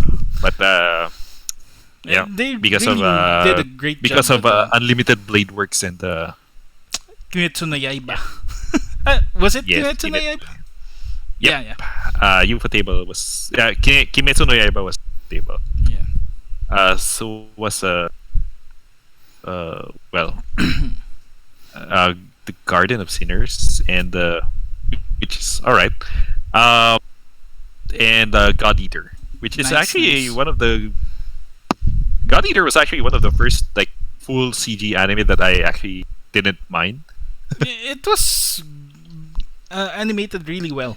So yeah, I mean it was considering it was one of the first major anime series to have like full CG. It was all downhill from there.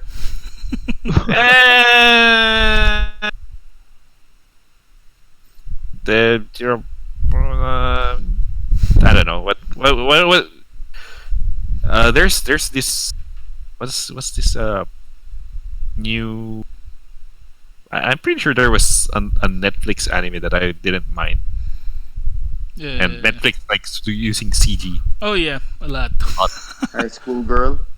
Gantz. I mean, aside from that one, aside from High School Girl. But anyway, I'll think about it. But yeah. So Bones, then UFO Table.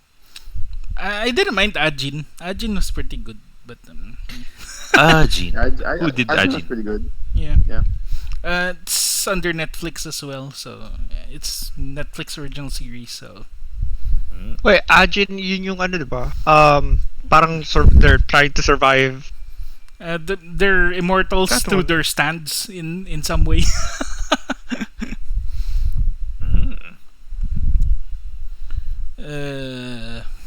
And they got a really good villain in that one, Ajin. Then we got Trigger. Studio Trigger. Trigger, right? Mhm. Yeah. I think Trigger was Trigger- from Gainax. Originally Yes. from Gainax. I believe so. They're the same team that made Gurren Lagann. So Yep. there you Yep. go. Gurren Lagann. And I guess Furikuri as well. I don't know. Maybe. Okay. Anyway. So who wants to go next? I'll You go can next. Okay. Oh, you can naman? go next. Mhm. You Oh, can okay. go. Okay. Kasi since si Pao medyo contrast to Pao kasi more on more the popular animes or Mainstream. mainstream animes yung You're a mainstream Yeah. guy. is called. Mine My is the list more pretentious list. mainstream. Let me guess. Mine. So, Naruto's but- there. Hold on. Wait a minute. La Blue We'll Girl. get there. La Blue Girl. The Blue Girl, yes! Mainstream! Urotsukadoji! Mainstream! No, but for me, yung my top 5 Uh-huh. is or not coming at number 5 is Initial D. Oh! Ah. Oh! Which one? The original or the Eurobeat quick? No, I'll go the original. Kasi the ones Yeah. that they've been showing out right now is basically the same one. They just compressed the whole story. Without Eurobeat. Yeah. And with I guess better animations. Yeah. But less really, Eurobeat. if- So. Oh no, actually yeah, konti lang zero. Yeah, less Eurobeat, which makes it inferior. Makes it shit! So for anyone who doesn't know, Initial D is basically a story of a high school kid who delivers for his father's tofu shop, Yeah. and then he met his best friend in high school. Is very enthusiastic about cars and is trying to Yeah. join a racing team, and of course in Japan it's not drag race. It's not like the Fast and Furious drag racing Yep, for yep. like a quarter mile. It's a mountain pass. They drive through a mountain pass, so emphasis on syempre, turning, drifting, and all that Mhm. stuff. So it turned out the hero, si Takumi, Mhm. is actually a genius driver because and he doesn't even know about it. It's just the way that his dad requires him to deliver the tofu. He basically just Mhm. puts on a cup of water in a cup holder and tells the kid to not spill that water, because if it spills, that means the water in the tofu that he's delivering also spills and would ruin would ruin the goods. Mhm. So throughout the whole series, I think there's 4 seasons of it from the original series. Yeah, I think so. 4 or Because, 5? I think 5 is the final one. But wasn't- 5 was something that just came out much later yata. Yeah, wasn't those like OVAs or something? Uh-huh. Was it OVA? Akala ko it was shown on Animax. I don't know. I thought it I was think broadcasted in parang- Animax. Damn you, Sony. Let's see. So there was initial D, then second stage, then the extra stage OVA, which is like Impact Blue, and then third stage, which is the movie. Fourth stage, which is Project D, and then fifth stage, yeah. Fifth stage yata yung OVA lang siya. ulit. No, I think fifth stage was it's basically another series. Yeah. I think. Yung pagkakalam ko kasi it was shown on Animax as of recently. Oh, okay. Recently lang. So, yeah. Okay. Mm. But yeah, so yeah, hanggang sa he learned how to drive. He learned the actual terms or techniques for driving, not just yung nasa muscle memory niya and all. And he became a straight racer, or started dreaming of becoming a straight racer or whatever. For real. Yeah. A for real racer. For real. No. What I really like about this, kasi they showcase different cars, and they're actual cars that were out or still out in the market, except for the 86, because it's been reimagined into what it is The now. Yeah, they call it an 86, but I it's prefer the real 86. It's a Logical Subaru pantatreno. something. BRZ. Yeah, it's like a BRZ. Yeah, and the 86. there's one more the car. modern 86 is like a collaboration between Toyota and Subaru, and so they basically have the same engine. FRS and BRZ. Huh? No. FRS and BRZ is 2 cars here in America. Right, Yeah, right. But yeah, they're basically but the that's same yeah, car. The Skion Yeah, FRS it's the is same basically the Toyota 86. It's the FRS is the same as the 86 because I'm not gonna use the American name. But I'm Asian, man. I'm Asian. Gonna use the Asian name. Secret Where do you Asian where do you man. work again, Paul? Where do you work again? Asia. I work in Asia. His team is set to Asia. In other words, Initial D is about a kid who drives an underpowered car and kills other guys with his underpowered car. Kills? Kills Other Kills guys. with humiliation.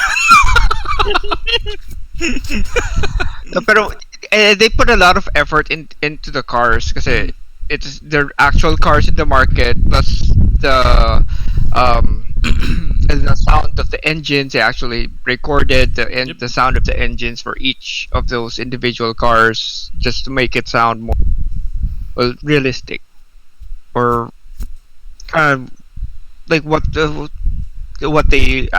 car it actually is, or what kind of engine it actually is, whether it's a turbo or a rotary engine or whatever.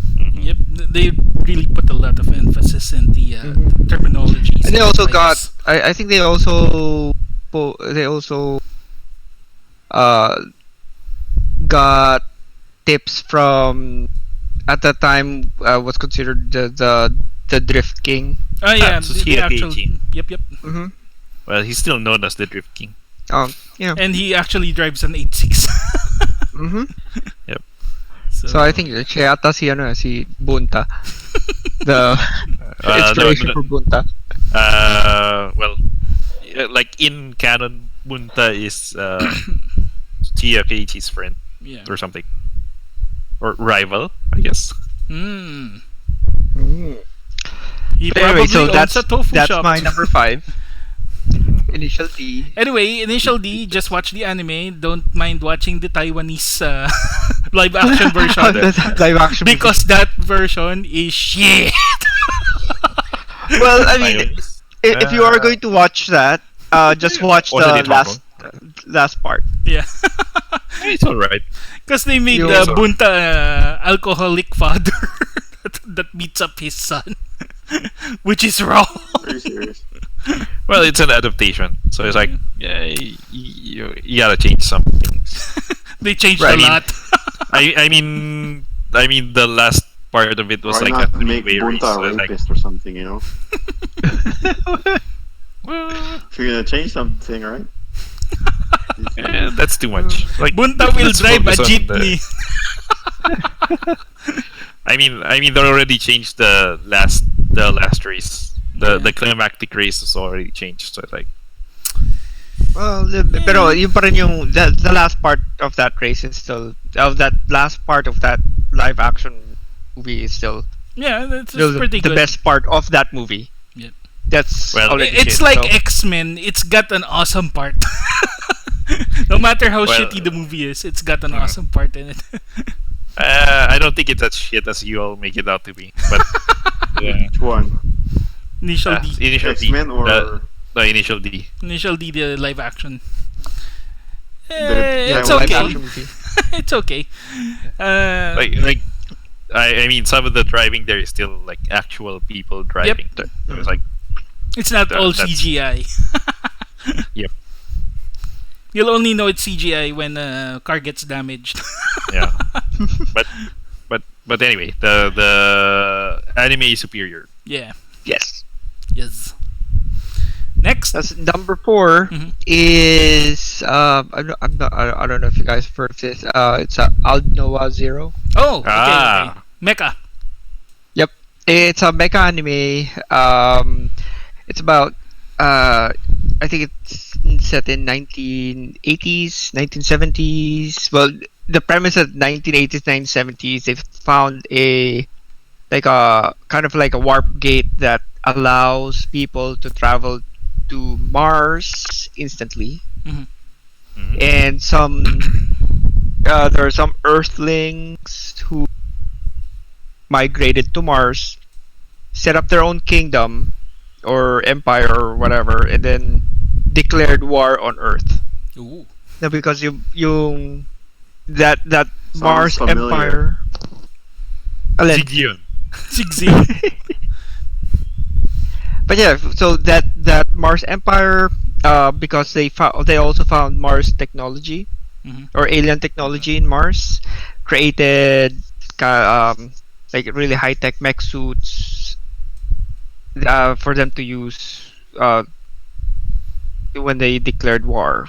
And then the hero, who just happened to just be really smart and very strategic, got on I think it's like a maintenance mecha or like a training mecha that he just strapped weapons on, which is the one mecha that he used through I believe through the entire series, 2 seasons I think. Then he basically just beat the crap out of them, not using superior firepower, superior technology, just because he was smart about it. So So that's it's like your Real Steel. second Mad Skills anime. Like real steel, but with Gundam. Right. Yep. So yeah, if you guys have a chance, just watch it. I think it was a little slow at first. Yes, it but is. When you get to the episode where you can see or how the hero would visualize how he's gonna kill the enemy. Yeah. Well, as a random bit of information, like one of the writers for Aldnoah Zero is Gen Urobuchi, Mm-hmm. who was the writer for Fate Zero Ah. and Psychopaths and Madoka Magica. Wow. Wow.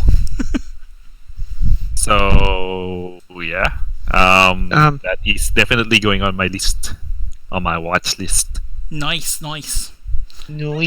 It's actually on my watch list. I still haven't watched it yet, but they did say something about the pacing of the story.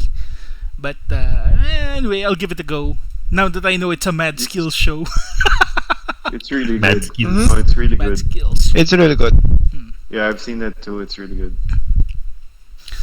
Okay. So, number 3 is, of course, something that was mentioned. Full Metal Alchemist. Ah. Brotherhood. Oh yeah. Brotherhood. Let's Yep. praise it more. Brotherhood. Let's praise it more. It's a really good show. It is. And the only reason why it's number 3, because I'm not gonna go any further with Brotherhood anymore. But it's the only reason why it's number 3 is because number 2 is Dragon Ball. Yes, a man of culture. I guess we know what number 1 is. Hindi. Hindi ko alam. One Piece! Ay, no, mas gusto ko Dragon Pink kasi. A man of culture. I think Wordsworth pa rin ang Wordsworth, yeah. Stallion the best. Stallion best girl. I guess yung Dragon Ball is there because, I mean, for me, it's like defaulted into top 5 kasi we all grew up watching that show. Saka yan yung linalaro natin ng mga bata, magkakamehame tayo wala naman lumalabas. We tried. That's our Chunibyo syndrome. Not me. I was run mine. Oh, you were pouring hot water over your head. Yep. I was imagining ano yan eh. I was dabbling in cross-dressing.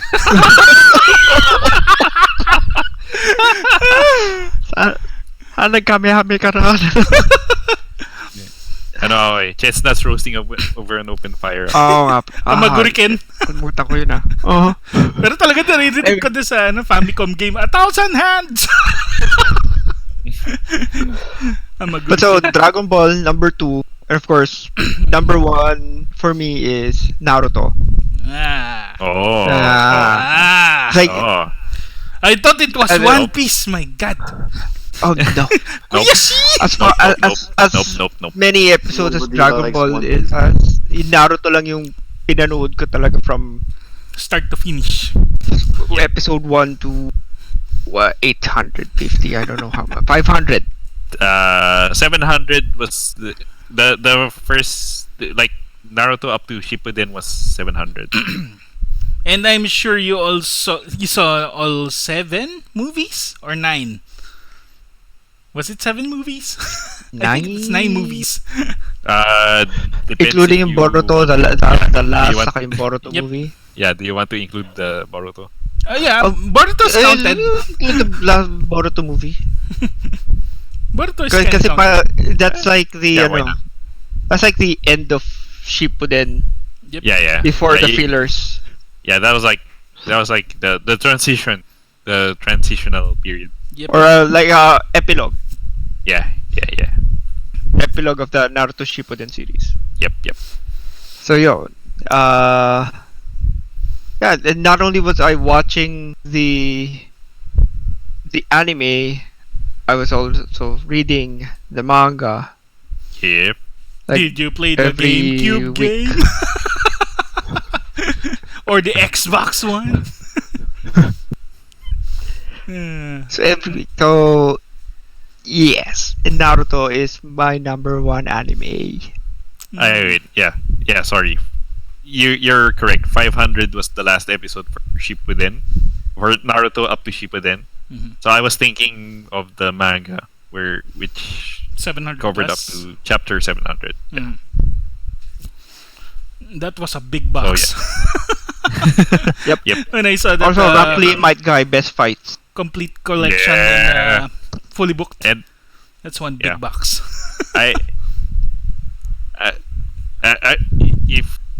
So I think I mentioned before that my favorite Jump franchise of all time is like Naruto. And the only reason that Naruto is not my favorite anime is because I have issues with the pacing on some episodes, and like some of the fillers are like Filler territory. hit or miss. Yeah, it's like hit or miss. So it's like in my if I was to be honest with myself, like in terms of just quality, like Full Metal Alchemist is like very consistent in its quality. So I have to give it like the top spot. But in terms of like personal sentimentality, I guess like Naruto is like probably number 2 or something. Yep. But no. but then I remember some of the fillers I didn't like. Some of the fillers actually ruined the story. They had to fix it in the future. Yeah. So it's like I was like if I look at it objectively, it's like no. Yeah. But then some of the I think Naruto had a run of fillers, 12 to 14 months. Mm-hmm. yeah. That was all fillers. By the time that they got back to the story, no one knows what was happening anymore because they all forgot. Yeah. But Well, yeah, at least it's not Bleach. in terms of main story, Naruto's really good. But in terms of the anime itself, I wouldn't put it at number 1. But apparently, you put it on number 1 because of your love for the franchise. So that's what we understand. Because it's awesome. Because it's awesome. Yeah, yes, it is. I no doubt. It's like it's like it's like the highs of Naruto are really good. It's like really good. Yeah, first few episodes got me hooked on Naruto already. So I started buying those CDs that those guys actually sell. That's 100 per CD, which only has one episode. And which sucks. But the heck, it's the only source you've got that time. Right. Wala pang internet, wala pa streaming. And then Crunchyroll happened. And I think Naruto is the first shonen anime that I watched where I actually cried. And like I cried in multiple episodes there. Mm-hmm. It's like what the first one I remember was when like after the pain arc, like after he did the Tok no Jutsu with Nagato, and he convinced him like you know. And then you shouldn't be doing this. Are you talking about the? I don't know if we shed tears. We didn't cry. We shed tears. We shed tears. In the same scene, pero in that particular arc for me was when Kakashi had Naruto on his back and they got to the village and everyone was like, "Yay!" Yes. That one is like because if you I remember that. Like when you think about like where he came from, like at the start of the series, and it's like several hundred episodes later, and like the entire village like comes out to greet him. It's like greeting him. Oh man, like and Iroka was crying that time, so yeah, I got someone to cry with. It's like oh man, freaking Iroka. And every time they revisit the scene where his mom, like the death of his mom and dad, it's like Anyway, Naruto also has one of the fight scenes where I was like, yeah, get that son of a bitch. It was the Neji and the Naruto fight in the tournament. Get that arrogant son of a bitch. Oh yeah. It's like, it's like, oh yeah, get him, yeah, take that, Neji. Ah, yeah, get that, you arrogant prick. and then after the Chunin exam, oh yeah, go Neji. We're best friends now, Neji. Good old Neji. We just become best friends. and then during the Shinobi War arc, it's like, no, Neji's dead. Best hated character is now the best character Yep. And he died because he was too cool. Too cool. And that's anyway. They got rid of Neji because hindi na nila they're not gonna be able to explain why it's Naruto and then Sasuke as the sub Hokage. Neji could have been the next Hokage. They couldn't explain it, so they had to kill him. Neji would have been like the secret. The 7th, and then Naruto would be 8th or something. He's too cool. Too cool. Yes, hint. Yeah, and like Naruto, I think has the best ensemble cast in any anime. Yeah. Some animes have a lot of characters, but they don't mesh well. Naruto kind of balanced everyone, so yeah. Yeah, I agree with this. Usopp. I don't think. Well, honestly, I don't think that I agree that they balanced out the cast, but I don't think that they took the time to develop each of them. Oh no! They Compare it to developed them Bleach, to- man. up to a point. Compare it to Bleach. Oh, the Bleach. No, after the Soul Society arc, I don't know what's going on anymore. I don't know. There were anymore. too many. Bleach. Bleach. Bleach. What a waste. Yeah. And the first few episodes of Bleach were actually good. The first few arcs, to be exact. Yeah. And then he found And out then he became was Dragon Ball. everything. Everything he ever was. Yeah. It's like, oh, you're a You're a Quincy. I'm a Halo too. You're a Oh, Halo you're a too. I'm a Quincy too. Oh, your grandfather used to be a Super Saiyan. You may have about 1% of that in your blood. He's like the kid who always boasts that one of his relatives works at Nintendo, one of his relatives works at Sega, like one of his relatives works at Disney. Like, That's a Chunibyo syndrome, dude. My uncle works at Nintendo. And my uncle also worked on Dragon Ball Z. He's the main artist. He is so awesome. Can your uncles do that? No. My uncle fought in World War II. Yeah, and he also built the Statue of Liberty.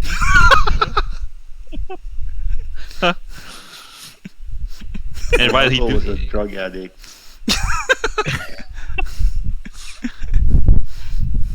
My uncle owns a drugstore, a liquor store, and a strip bar. Beat that! Ganun. Monopolize na yun. Although may kaibigan ako na ganun talaga. Meron siyang ganun. His uncle really did own Ralph's. And he owns a strip bar. So Hey, why not?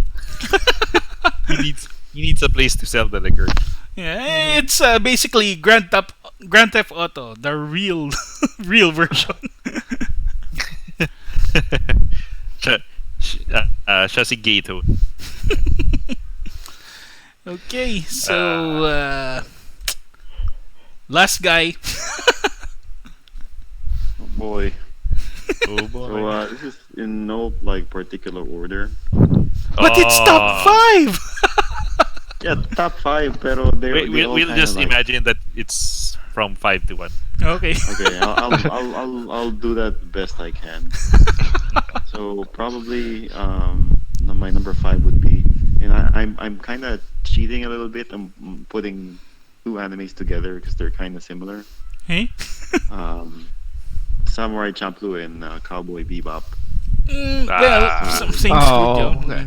Yeah, this is actually We'll allow it.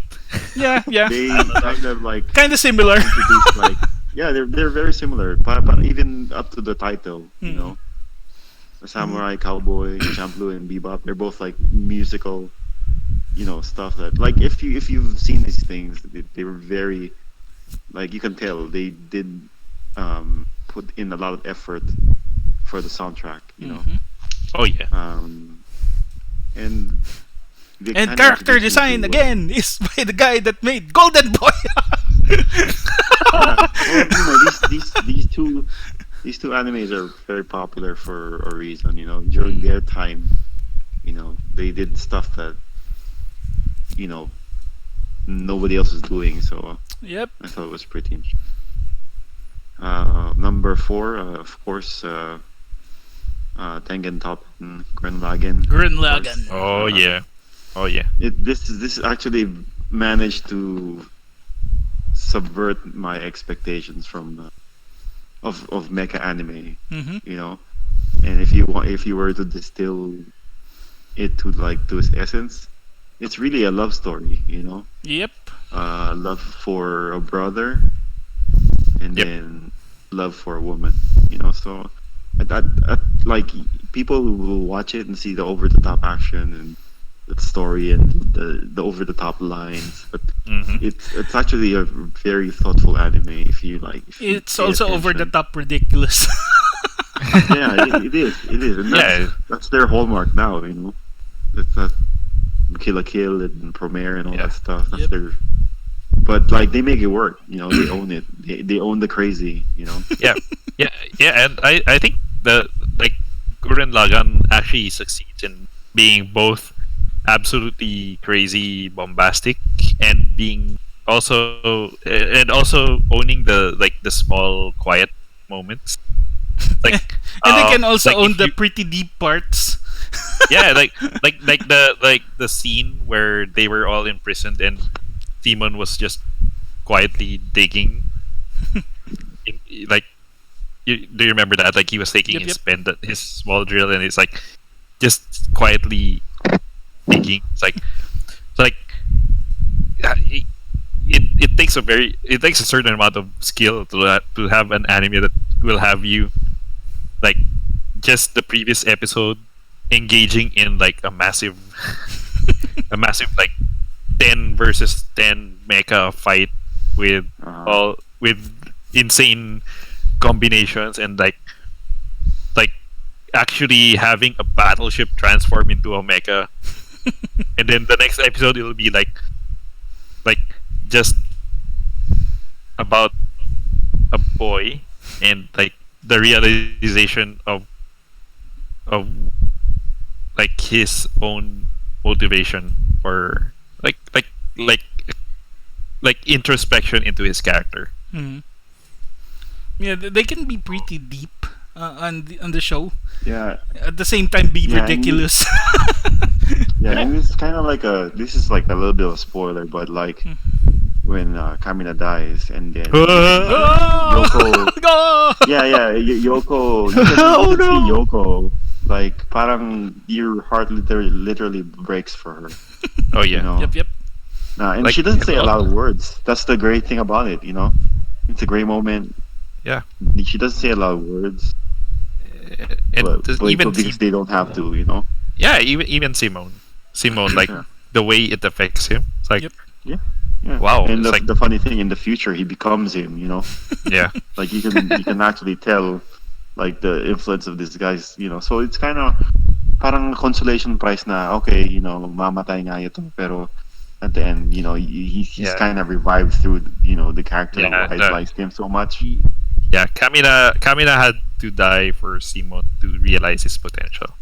Yeah, which is it's yeah. Yeah. very very rare for like Yeah, for yeah, an anime yeah. to make a death meaningful. Yeah. Yep.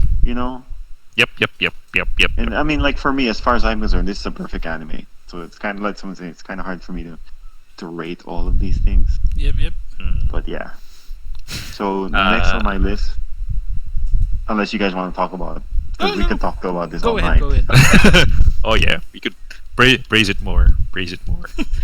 Like yeah, it's but yeah, like you said, it's an anime that knows when to go big and when to When to go push ham. back, pull back. Yeah, Yep. it knows when to go big and when to pull back, and that's a very difficult balance to make.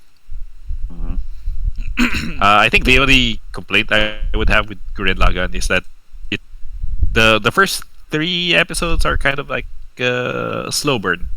Yep. But after that, like once the first time they do the But that gatay combination, moment. yeah, that's when it's like, oh yeah, this you got me, you got me.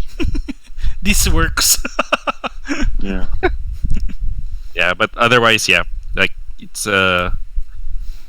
good pacing. It's like the escalation of the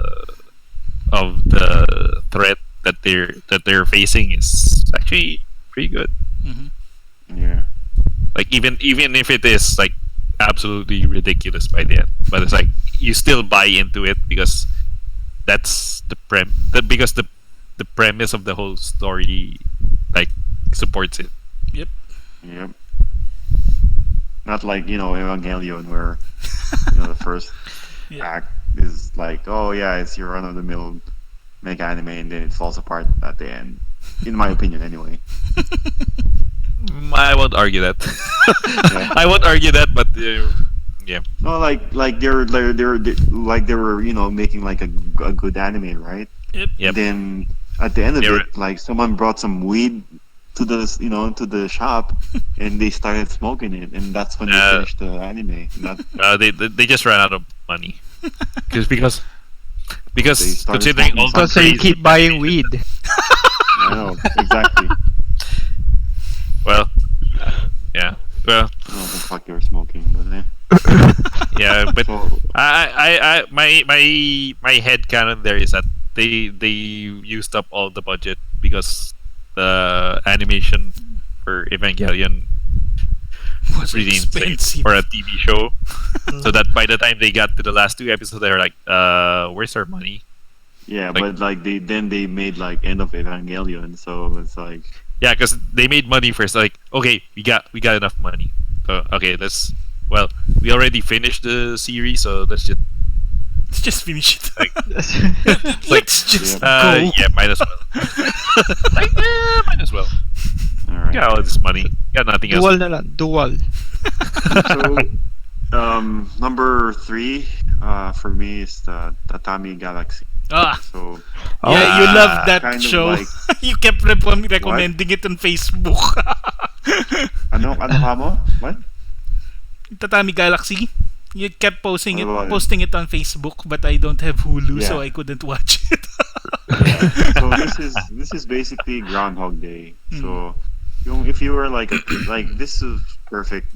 I watched this like a perfect time in my life where this like I think he's a student, right? Mhm. And he's looking for love, and then the gods keep giving him chances to meet the woman of his dreams, but he keeps fucking up and not ending up with the girl. Mhm. But the gods keep giving him it's like Groundhog Day. I mean, I recommend watching it, like especially if you want something. Both Tatami it's not- Galaxy it's and not too Groundhog heavy. Day. But they What? talk really fast in this show. Yeah, it is. They talk really fast. They talk really fast. It's kind of like it's also kind of ridiculous too. So if you don't like absurdity, or if you want like all your dots and lines to line up, it's probably not for you because it's there's a lot of stuff that you just have to accept, even though it doesn't make sense, just for the sake of the story. Does that make sense? Yeah. Mhm. Yeah. So yeah, I recommend it. So number 2 for me is Perfect Blue. Perfect Blue. Okay. I Yeah, was thinking Blue. Perfect This is Dark. actually- Perfect Blue. Hmm. It actually kind of like elevated anime for me. This is when I watch it. It like literally blew my mind. I was like, okay, So anime can be like this. yeah, exactly. Anime can be like this, where it can be like it can be Like a psycho. Yeah, and it's Yeah, on, it's like and it got like a ripped thriller. off by Hollywood. Yeah, it was like it was a thriller, Like the acting was great. I mean, like you don't think about acting in an anime, but like the acting was great. Voice acting. The writer was great. Like for a few seconds while I was watching this, I forgot it was an anime. I actually thought it was like a psychedelic movie mystery. It was pretty cool, and at the end too, it's still like a mind fuck. It's like it's debatable. The ending is still debatable. Like is this real? Yeah. I liked it a lot. And then my number one would be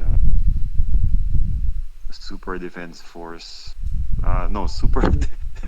It's what's that? Super Dimensional Fortress. Fortress. Macross. Okay. Yeah, that is my number one. The series or the movie? The series. Okay. But I also like the movie. But Yep. this is mainly the series because that's what I watched first. The series. And then, Through of course, I did watch the Robotech, movie, or which did is you also- see the actual which is also series awesome. already? I don't like Robotech, man. Yeah, same here. I don't like it. I don't like I the don't know changes. There's a lot of I don't like the changes either. There's a lot of crisscrossing, Mhm. but I just don't like it. So Macross, if anyone would ask me what I would recommend as the first anime, I would go with this. Macross Especially if and you're it has it has action. It Yep, kind of yep, has yep. some comedy. Mhm. It has romance. Yep. Right. It's Especially soap opera in romance. space. it has romance soap and it opera in has space. romance. Yeah, Bromance. it has everything. It has soap opera in space, and when you think about how old this anime is, it's like way advanced. It was way Way beyond its advanced time. for Yeah, exactly. I'm gonna give a hot take. Mhm. It's like Macross perfected the space opera formula that Gundam started. before Gundam got really good. Well, Gundam started from scratch, so Yeah. Yeah. So it's like if we take the Mobile Suit Gundam, like which started the real robot thing, real robot genre, and the idea of space opera in anime. And it's like Macross was I think the first to perfect the formula, because they were still trying to figure it out before, right? Yep. And then Macross got the formula right, and then Yep. Gundam continued on, and then Macross became something else. anyway, Lin if you May was my first love. if you want to try Macross, Macross is all about the romance and not the mecha. So Yeah. Yeah, like Oh, and I also have two honorable mentions, by the way, when we're done talking. okay. Shoot. Okay, I'll say it. Or what? Yeah. You guys No, want no, to keep go talking ahead. about Macross? well, yeah, we could talk about Macross all night. Okay. We could Well, dedicate my an honorable entire mention- podcast on Macross. Yeah, my honorable mentions are Sword Art Online. Of course, people will talk shit about it. And they don't. You got the elitists who. Only don't like it, Westerners or- talk shit about it. Yeah, that's kind of true. Then basically the Westerners kind of infected the Filipinos, so they're talking shit about it too. But it's not that bad of a show. Serious. So this is basically I wouldn't say they invented isekai, but they're the ones that popularized it. Yeah. And then in a it way. spawned multiple permutations, and now it's the crack that we all consume. Although technically it's not It's the isekai. Macross of isekai. Yeah. It's kind of not isekai because it's just a VR headset. Well, it's because it's getting transported to another world. Kind Well, of. So it's Alicization, I guess, will fall under isekai.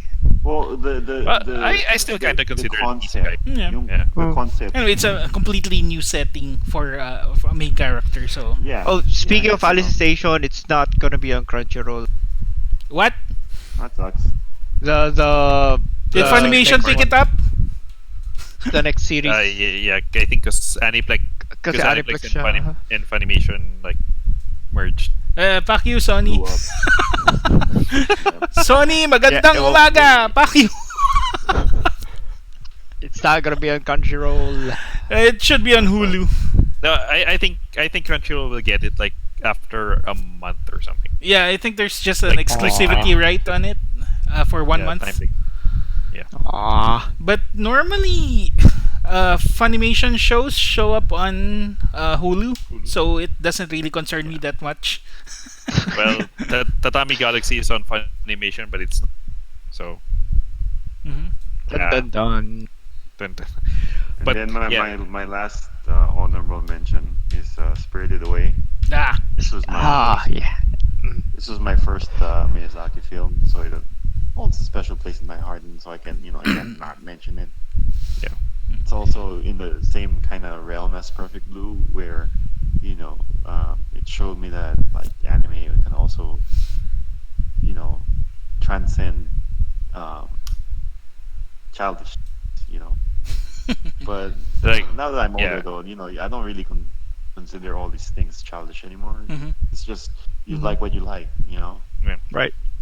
Who gives a Yeah. shit, right? Yeah, I think there's always that like one anime that you watch and then it's like, oh, so it's when you open your eyes and realize that, oh, anime should be a medium, not a genre. Yeah. And I'm Like- not the last person to shit on people for what they watch, unless it's One Piece. We're One Piece fans. Yeah. Although there's I mean, a lot I of don't them, dude. yeah, I mean I don't get the appeal of One Piece, but Mm. I'm not gonna. What? I'm not gonna. You don't know the power of Nakama? Nakama. Well, because I don't know do because the I watch power Fairy of Tail. Malibu? Oh, I know the power of Ah. Nakama, all right, through My Little Pony. Yeah, the original or my Friendship is Magic? Friendship is magic, dude. Nakama is It's magic. awesome. I recommend Nakama it. Maho. Recipe Yeah. or extra crispy. Oh. Uh, So because I think Fairy Tail does it better. oh yes. Like as a Oh, Nakama's yes. power, Nakama's power kind of theme. Mm-hmm. I always thought like Fairy Tail did it better than One Piece. But, It's way what do I know? shorter. Yeah, but yeah, I don't know. Like I'm also not a big Dragon Ball fan, so Yep. so I'm like probably something wrong with me. No, Dragon Ball is not for everyone. I mean, Yeah, Look at I my actually pretentious like list. Dragon Ball too. The only reason people like Dragon Ball is because it's their first anime. Technically in Toonami when it's shown in US. So yeah, it brings back childhood memories for them. So well, no, because my brothers also like watched Dragon Ball. Mhm. Kai. oh And yeah. Kai was their first. That was their first exposure to Dragon Ball, and they really liked it. And I was like, I did like Kai because it's basically skipped over the entire Dragon Ball and went straight to Z. It's like Yeah. it's like, oh, Goku's childhood was basically like half an episode. It's like, oh. But that was the part that I really liked. I was like, now yeah, we but, go- but when it comes to Dragon Ball, I'd really recommend just Dragon Ball. yeah, Z yeah, is but Z was the one that became popular, right? yeah, It's like, Z is like the mainstream, but the Yeah. the real fans they go straight to the first one. The connoisseurs, yeah, and I don't want to like gatekeep like Dragon Ball because I'm not Dragon Ball fan at all. Like no, I'm a fan, but not that big of a fan. Yep. And it's like I didn't like how Dragon Ball Z was structured Mhm. because it was like basically each arc is basically Goku gets challenged by an enemy, almost dies And gets then- stronger. trains and then gets healed or resurrected, trains, and then defeats the enemy. Yep. So that's basically the That's premise basically of, the like, Dragon formula Ball of shonen. Yep. Shonen anime. It's like One Piece, especially the early parties, like follow the same pattern basically. Mhm. It's like go to an island, conflict established, the power of the villain is established. Yep. He does some training or something else, and then conflict resolved, move on to the next island. Yeah. And I'm like, That's pretty much it. okay, that's okay. If you're fine with that, then I won't shit on your parade or anything. But it's like, but it's not for me. Yep. And then people keep saying like, oh no, but One Piece is gonna get good like later on. It's like, Later on, it's already... I'm like 20 episodes in. It's like I'm still like no, I'm still not in. Like I'm still like not into it. Like, so I don't know. I'd rather watch Gintama. I mean, yeah. I mean, Fairy Tail got me first from the first episode. Yeah, One Piece is not actually that much of a how can really and- structured, really and we're gonna structured show. alienate all our fans now. Yeah, but all our fans, do we have those? All our fan. all our fans. All our fan. All our fan. Anyway, it's a good time to watch if you're really not doing anything. Yeah.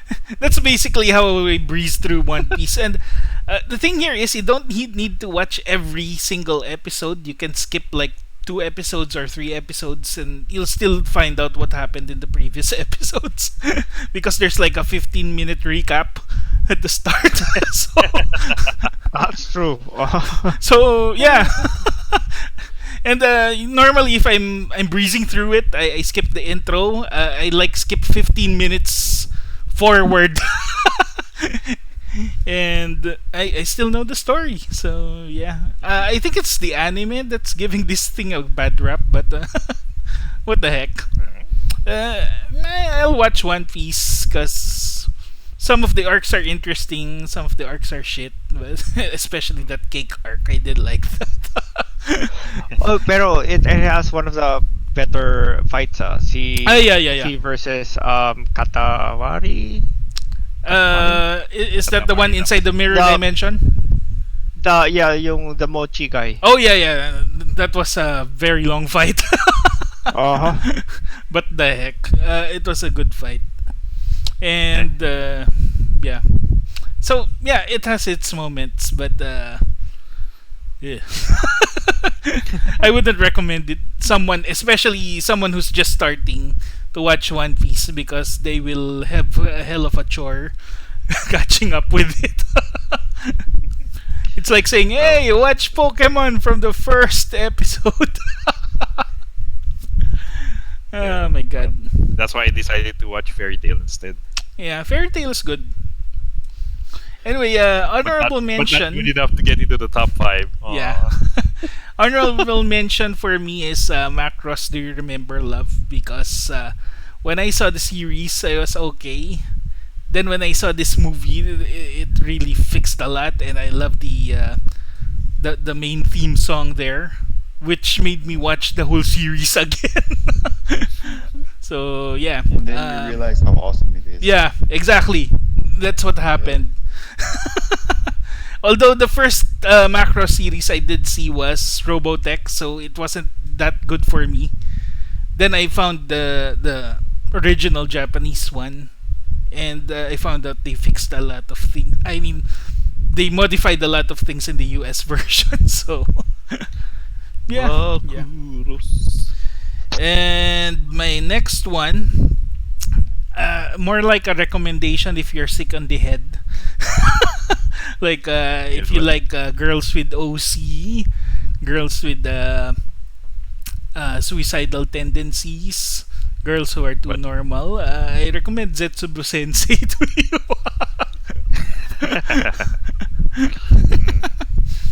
It's a silly show, but It has the same vibe as Tatami Galaxy, so yeah.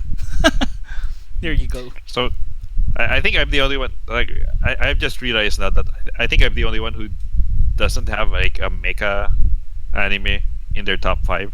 Yeah, that's fine. No, I have to. I have to. It's Because if you were going to recommend something, I'm sure it's Gundam. oh yeah, it's Gundam. It's Gundam. Which one? It's Gundam Seed. Seed. Gundam Seed. Well, because honestly, the Gundam Seed was the first. Well, Just Gundam Seed, not Destiny. Shin was an asshole. Yeah, because I did like Gundam Wing. Yep. And G Gundam was like, it's alright. It's alright. So I think I should watch it again right now. But the thing that turned me on to see it was because it was basically a retelling of the first Mobile Suit Gundam series. Yep. Only like slightly more modern because it was like made in the 2000s. Mm-hmm. And although the character designs are really absolutely 2000s era kind of so it's like It's fine. It grows on you. Yeah, it's almost like Clamp in its design, in the character designs, but like the story itself, it's like, oh, this is what Gundam is about. Like, this is what Gundam should be. Like, yeah, none of that boy band stuff. As much as you want to shit on Gundam Wing, when it comes to the games, I always pick Wing Zero. Because that freaking canon is so overpowered. Yeah. Although Freedom will still be my favorite Gundam. RX Zero. Yeah. Anyway, like Gundam Seed is like if you want something that evokes the original Gundam, like the whole idea of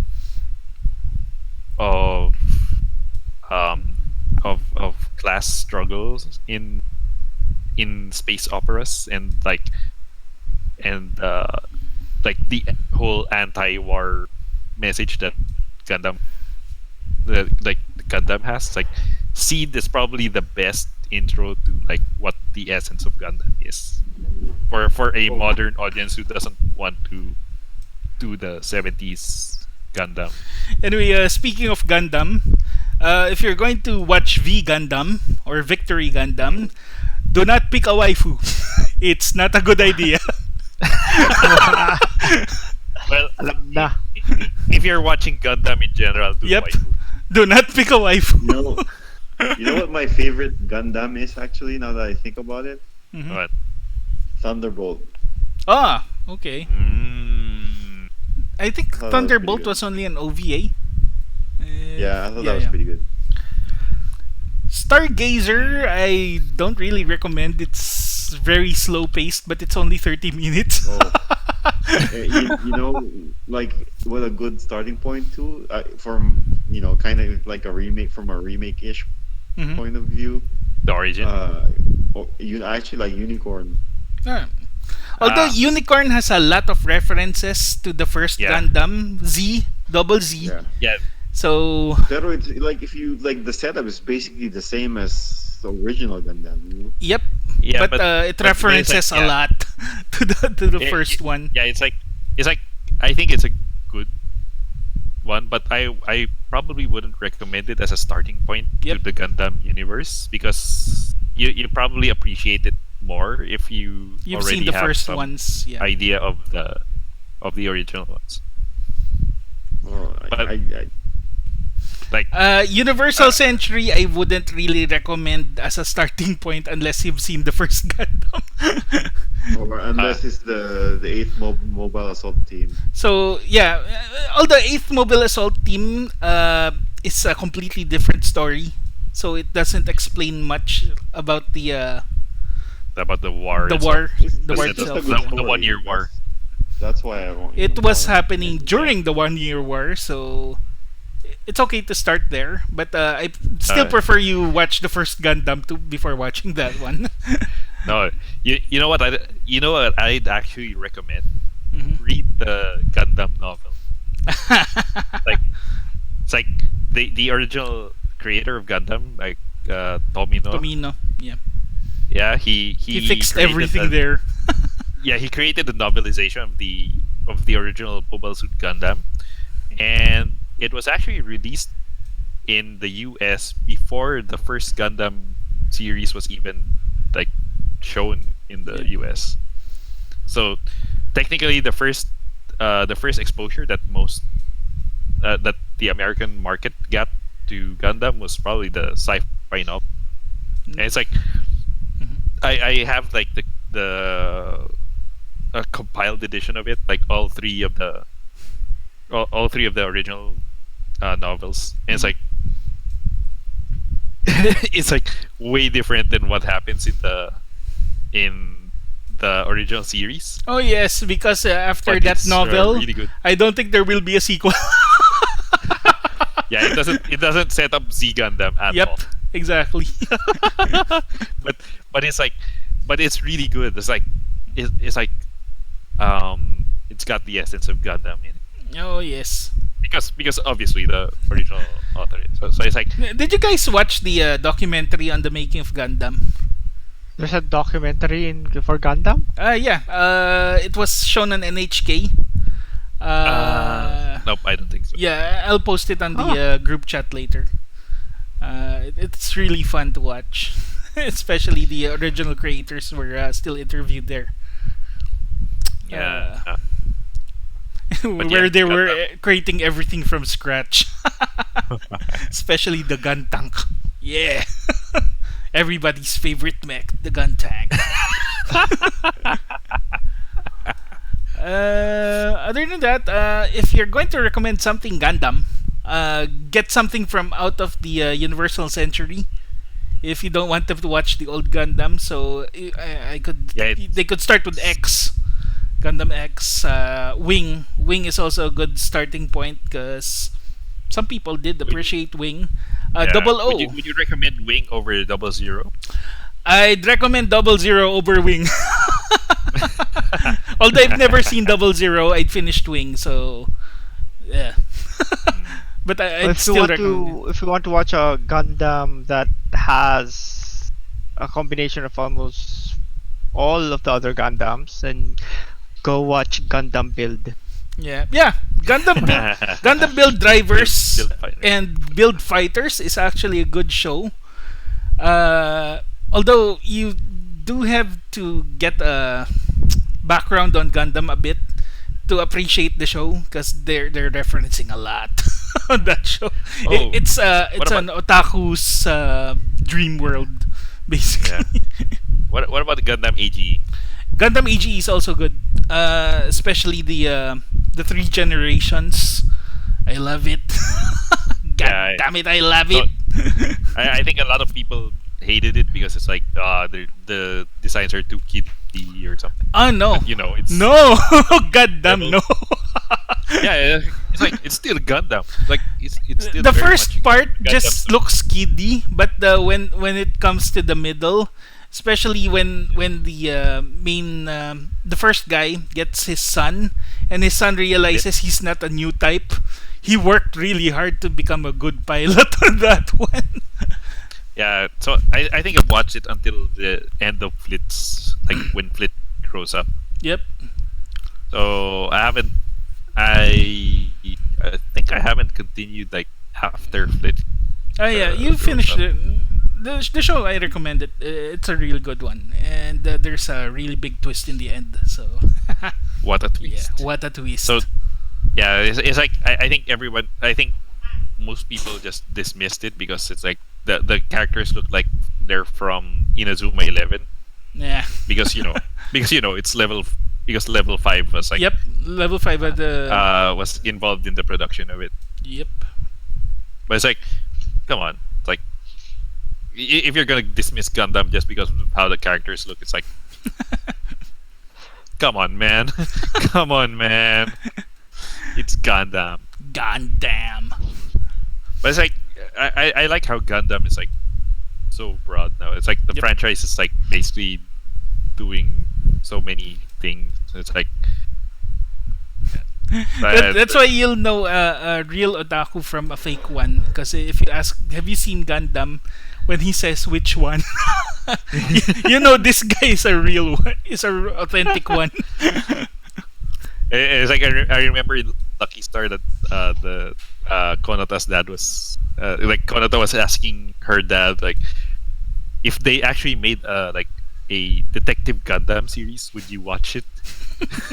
and he was like, as a fan, it's my responsibility, even though I know it's not gonna be good. Now, that's a man of culture. I see you're a man of culture as well. Anyway, what else would we recommend? Special mention. I don't know. It's like we just spent the last like 10 minutes talking about Gundam. Yeah, because Gundam is that good. Heck, I bought several video games on Gundam as well. As long as it's got Gundam on it, whether it's SD or not, I'd get it. I also have like several. I also have like Gundam. What was that? Extreme versus Force. Yeah, still sealed in plastic. Never been touched. Yep. And on top of it, I also have like a certain magical virtual on, also in plastic. Like, man, to make games like I should play those before I start. I really want. They want to make to an anime was Gundam Seed Astray, which never happened. So I'm really waiting for that one. The one with the big ass katana blade, red frame. You know what? I'm kind of like surprised that nobody mentioned Hellsing. I didn't like Hellsing. It had vampires. Like even the OVA, you didn't like the OVA. I thought the OVA was pretty good. Not big into vampires. I didn't watch it yet. Yeah. I didn't like the series, but I did like the OVA. I haven't watched it. Well, I've seen Hellsing the one thing from the series basically. Yeah. Yep. Well, I was surprised that nobody got Kenshin in there, like in their top 5. Kenshin, it surprised me at first, but no, the Kenshin OVA. Oh, yeah, it's pretty good. Oh. Yeah. Wait, which one? Trust and Betrayal. Yeah, Yep. The prequel one. That's really well made. Yeah, to me it's like, yeah, I was debating putting that somewhere in my top 5. But yeah, there were better stuff. There were better stuff out there. It couldn't beat Summer Wars. Summer Wars and what do you call this? And Kyoka. Sword of the Stranger. What do you call this? Sword of the Stranger. Yeah. I'd still prefer that over Kenshin OVA, but nevertheless, it's still a good show. What the heck was I thinking? It was on the tip of my tongue. Blah. Director. Now I forgot. Oh well. Senior memories. Senior high school. I'm surprised we didn't have like more recent ones. Like, oh no, wait, you had Violet Evergarden. Yeah, Violet Evergarden. Yeah. And I had the. Well, I guess I had the. Kyoka is pretty recent, so. yeah. I think I was the one with the most recent ones. So I was like, yeah. Well, we dip in the classics. What a hypocrite! What a hypocrite! We love the classics, you know. Summer Wars is a classic. Yeah, early 2000s. Yeah, late 2000s, like 2009. 2009. It's a classic. Wow, it's like 10 years old, man. It's like 10 years. We like to immerse ourselves in the classics. Oh my goodness. First, I am happy.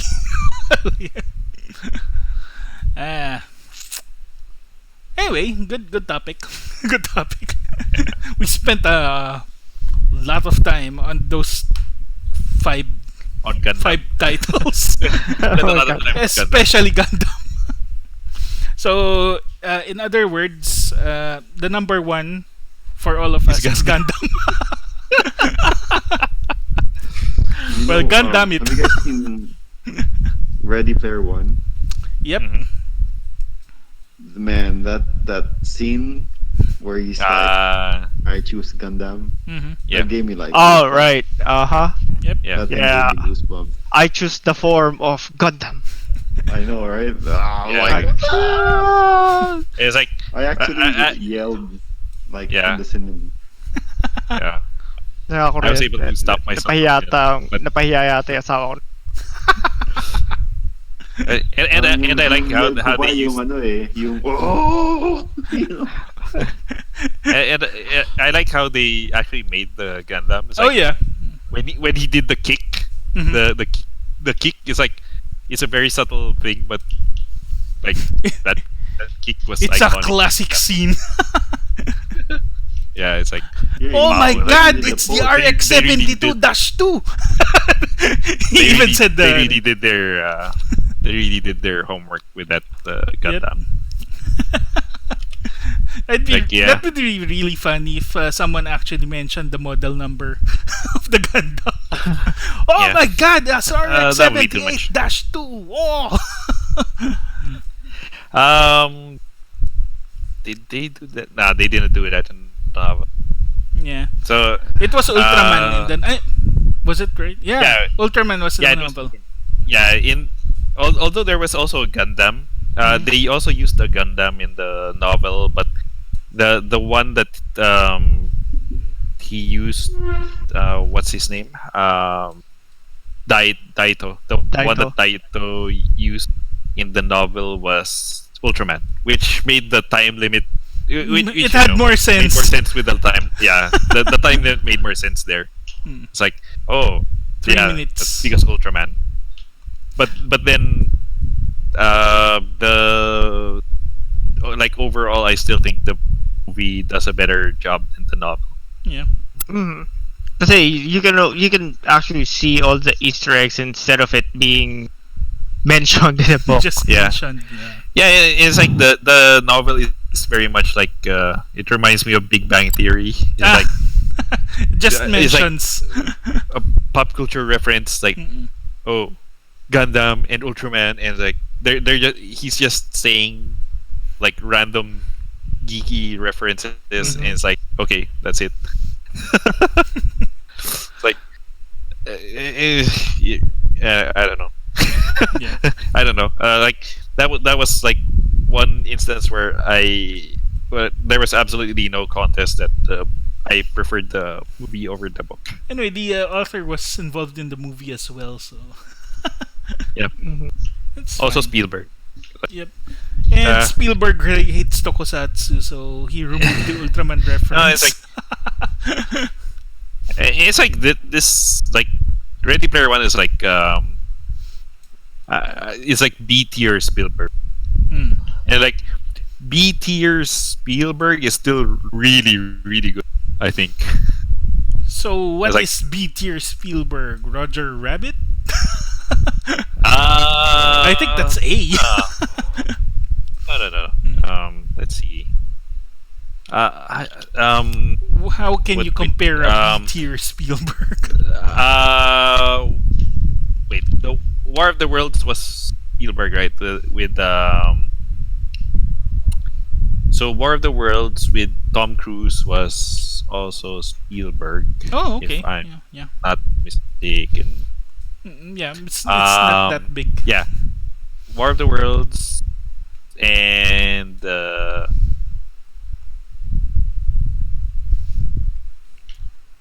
Tintin, I guess.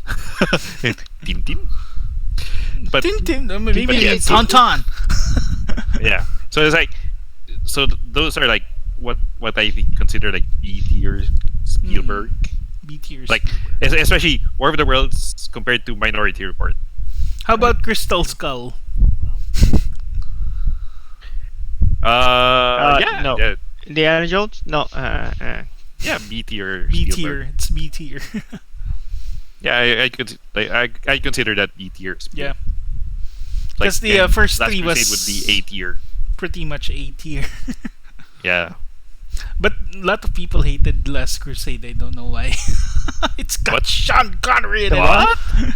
It's got Sean Connery. Hook is maybe B tier, maybe. Yeah. I Hook? It's yeah, okay. Hook. Yeah. I put it under B. Yeah. The Robin Williams one. Yep. Hook. I actually yeah, forgot it's like- that was Spielberg. Yeah, so did I. That's how. And it's like, yeah, but I think the best. I think the best comparison I always make is like Minority Report versus War of the Worlds. Yeah. And it's like, A lot of people didn't like Minority Report. what? Yeah. What? It was so weird. Probably people who didn't understand what was going on. Or maybe those who prefer the book, Maybe. like super book purists are like, yeah, it's not as good as the book. It's not Yeah. as good as the Bible. What? No? Superbook, now that's a movie. It's made by Tatsunoko.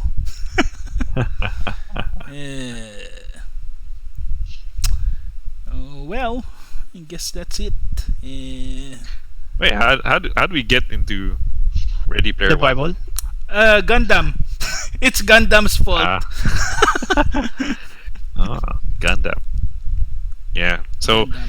bottom line, watch Gundam. Yep. Gundam is everything. Gundam is life. Gundam is life. If you watch Gundam build divers or fighters, that's basically the Oh yeah, they're that's literally like Gundam is Gundam life. is life. Oh, Gunpla is life. Gunpla is life. Oh, look at this Gunpla. What is that? It's a giant Gunpla. And no, that's a Gundam. That's a Gundam. Oh my god.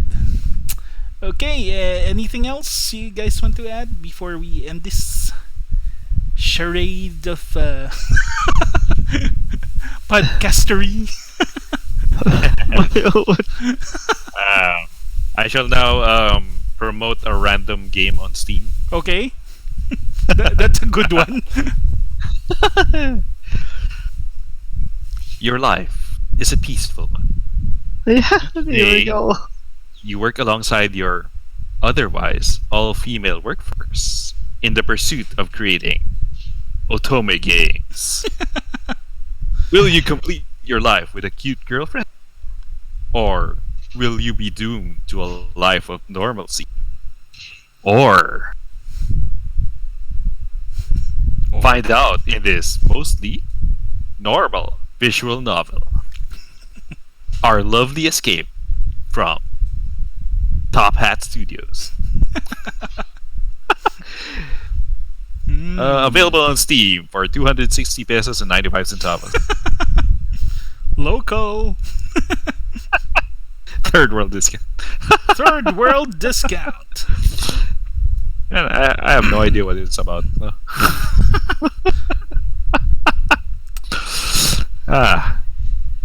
That's a new hobby of mine. Like looking at random game descriptions on Steam. Okay, let's look for a new one. This sounds interesting. A new type of first-person shooter combined with strategy game and RPG elements. Raise money, build an army. Manage towns, wage war, and conquer the world with with fine marksmanship and elaborate strategies. Freeman, guerrilla warfare. Now on Steam.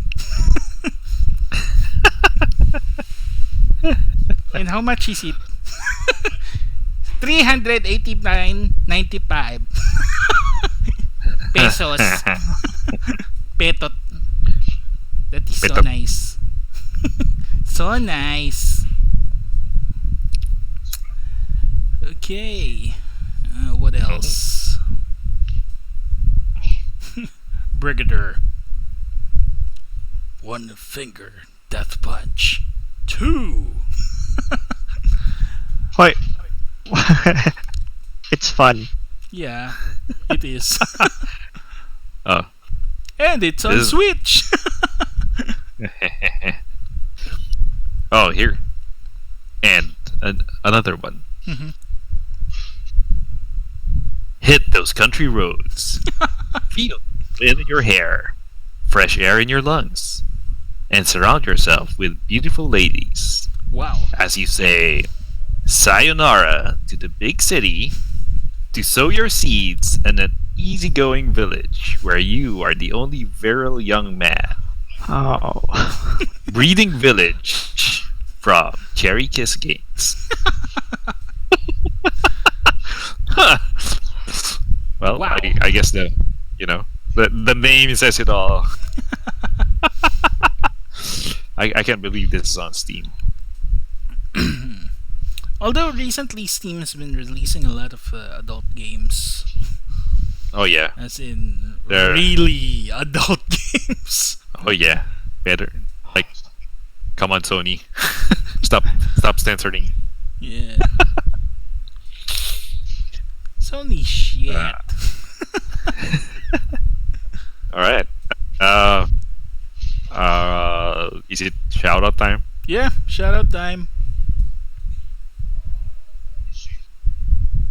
Shout out to Valve for allowing all these Adult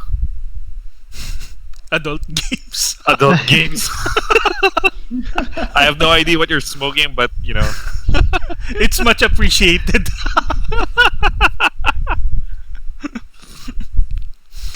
Uh, anything else? Also, Valve, I have no idea why Breeding Village is similar to games that I played, such as Dead or Alive 5 or 6. It was in your recommended list. I mean, your algorithm. I don't know if this is your algorithm working or not working. It's Properly. probably not. We have an algorithm. It does not think. There we go. Great. Yeah. Oh yeah, Epic has a new giveaway again, although it's not very interesting. So I won't mention it. Okay. There you go. They're giving away games. Something not very interesting. But if you like free games, the heck, go for it. I It's built up my free. library out of free games. Hell yeah. No, that's true. Binilang ko one time yung games ko sa Epic Game Epic Store. Store. It's like, what? How did I get so many games? I've Oh, got that's more right, than it's free. 30 games already. Like, oh, that's right, it's free. So, am I the only one who got Epic Games first without because I bought a game on Epic? I don't know. I just registered on Epic because of Sleeping Dogs. Oh, Dauntless. I registered for it because we played Dauntless. Yeah. Then Ah. getting more free games. Yeah. So I got Epic Games because of Shadow Complex Remastered, Ah, which was which was way which older. I got like yeah, I got it. So I actually had an Epic Games account Mhm. way before like it became an issue. I had an Epic Games account before it was cool. Oh, you know what? Ako rin, for, what was that? Battleborn. Battleborn. Battleborn.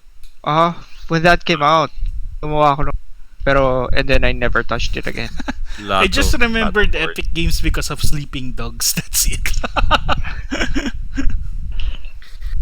Then I found out they're the guys that made Fortnite. Oh, okay. Like, okay, I don't like them already. Freaking Fortnite and using Batman. Everybody, everybody thinks of Epic as the Fortnite guys, but I will always remember them as the Unreal Tournament guys. Unreal Engine guys. No, pero I think kahit man yung employees nila, kasi remember that day that I told you guys that I keep getting this notification for the two-factor authentication when I haven't been trying to log in. I contacted their customer service so I can report and ask them what's going on. Is this from you guys? Is this a phishing email? Whatever. So when I got that resolved by myself, I just reset my password. The guy never helped me. Same thing. I replied to their email, said that, oh yep, no, I only got it resolved. Thanks for nothing. Thanks for your help. Game Store sucks. Yeah. Thanks for your virtual help. That guy replied, okay, thanks for letting us enjoy playing Fortnite. It's like, what? Did you just assume that I'm playing Fortnite? Then they probably saw that somebody was playing Fortnite on your account or something. No. No. No. Nope. I just played Fortnite because it was on Switch, then stopped. Yeah, I tried it once when it came out. Parang, oh, what's all this hype? Like, yeah. It Nope. was just new to me because there were like 100 players on the battlefield. Yeah, maybe we can do that at our next topic, like battle royale games. Yeah, sure. Why are they not interesting? Well, I mean, I can provide the counter argument to that, but that'll take some time. Like we can. Someone who played like bunch of survival games like Daisy and stuff like. Daisy. I also have something to say. Nice. Yeah. About all that, pero well, we'll save it for another day. Yeah, that's a story for another day. Yep. I'm just not a fan of those multiplayer things. Especially when you're killing each other. Okie dokie. So I guess that's it. I have a shout out. Sure. Before I wanna just say Latom to Arifureta's second season. And Latom to and Shobutai. For just only selling 120. 170 170. Blu-rays. Rest in peace. Well, to be fair, it's like there was also that fire, so probably didn't help. Oh no, I'm pretty sure. Yeah, so Stella Chu, I love you. By the way, our podcast. Okay. Anyway, let's end it with a prayer. The flame is the soul's breath. The black smoke is the soul's release. Ashes as ashes. May the soul return to the great flame. Latom. Arifureta, Latom. Okay, that's it for today. Have a great day, guys. Bye-bye. Yep. Bye.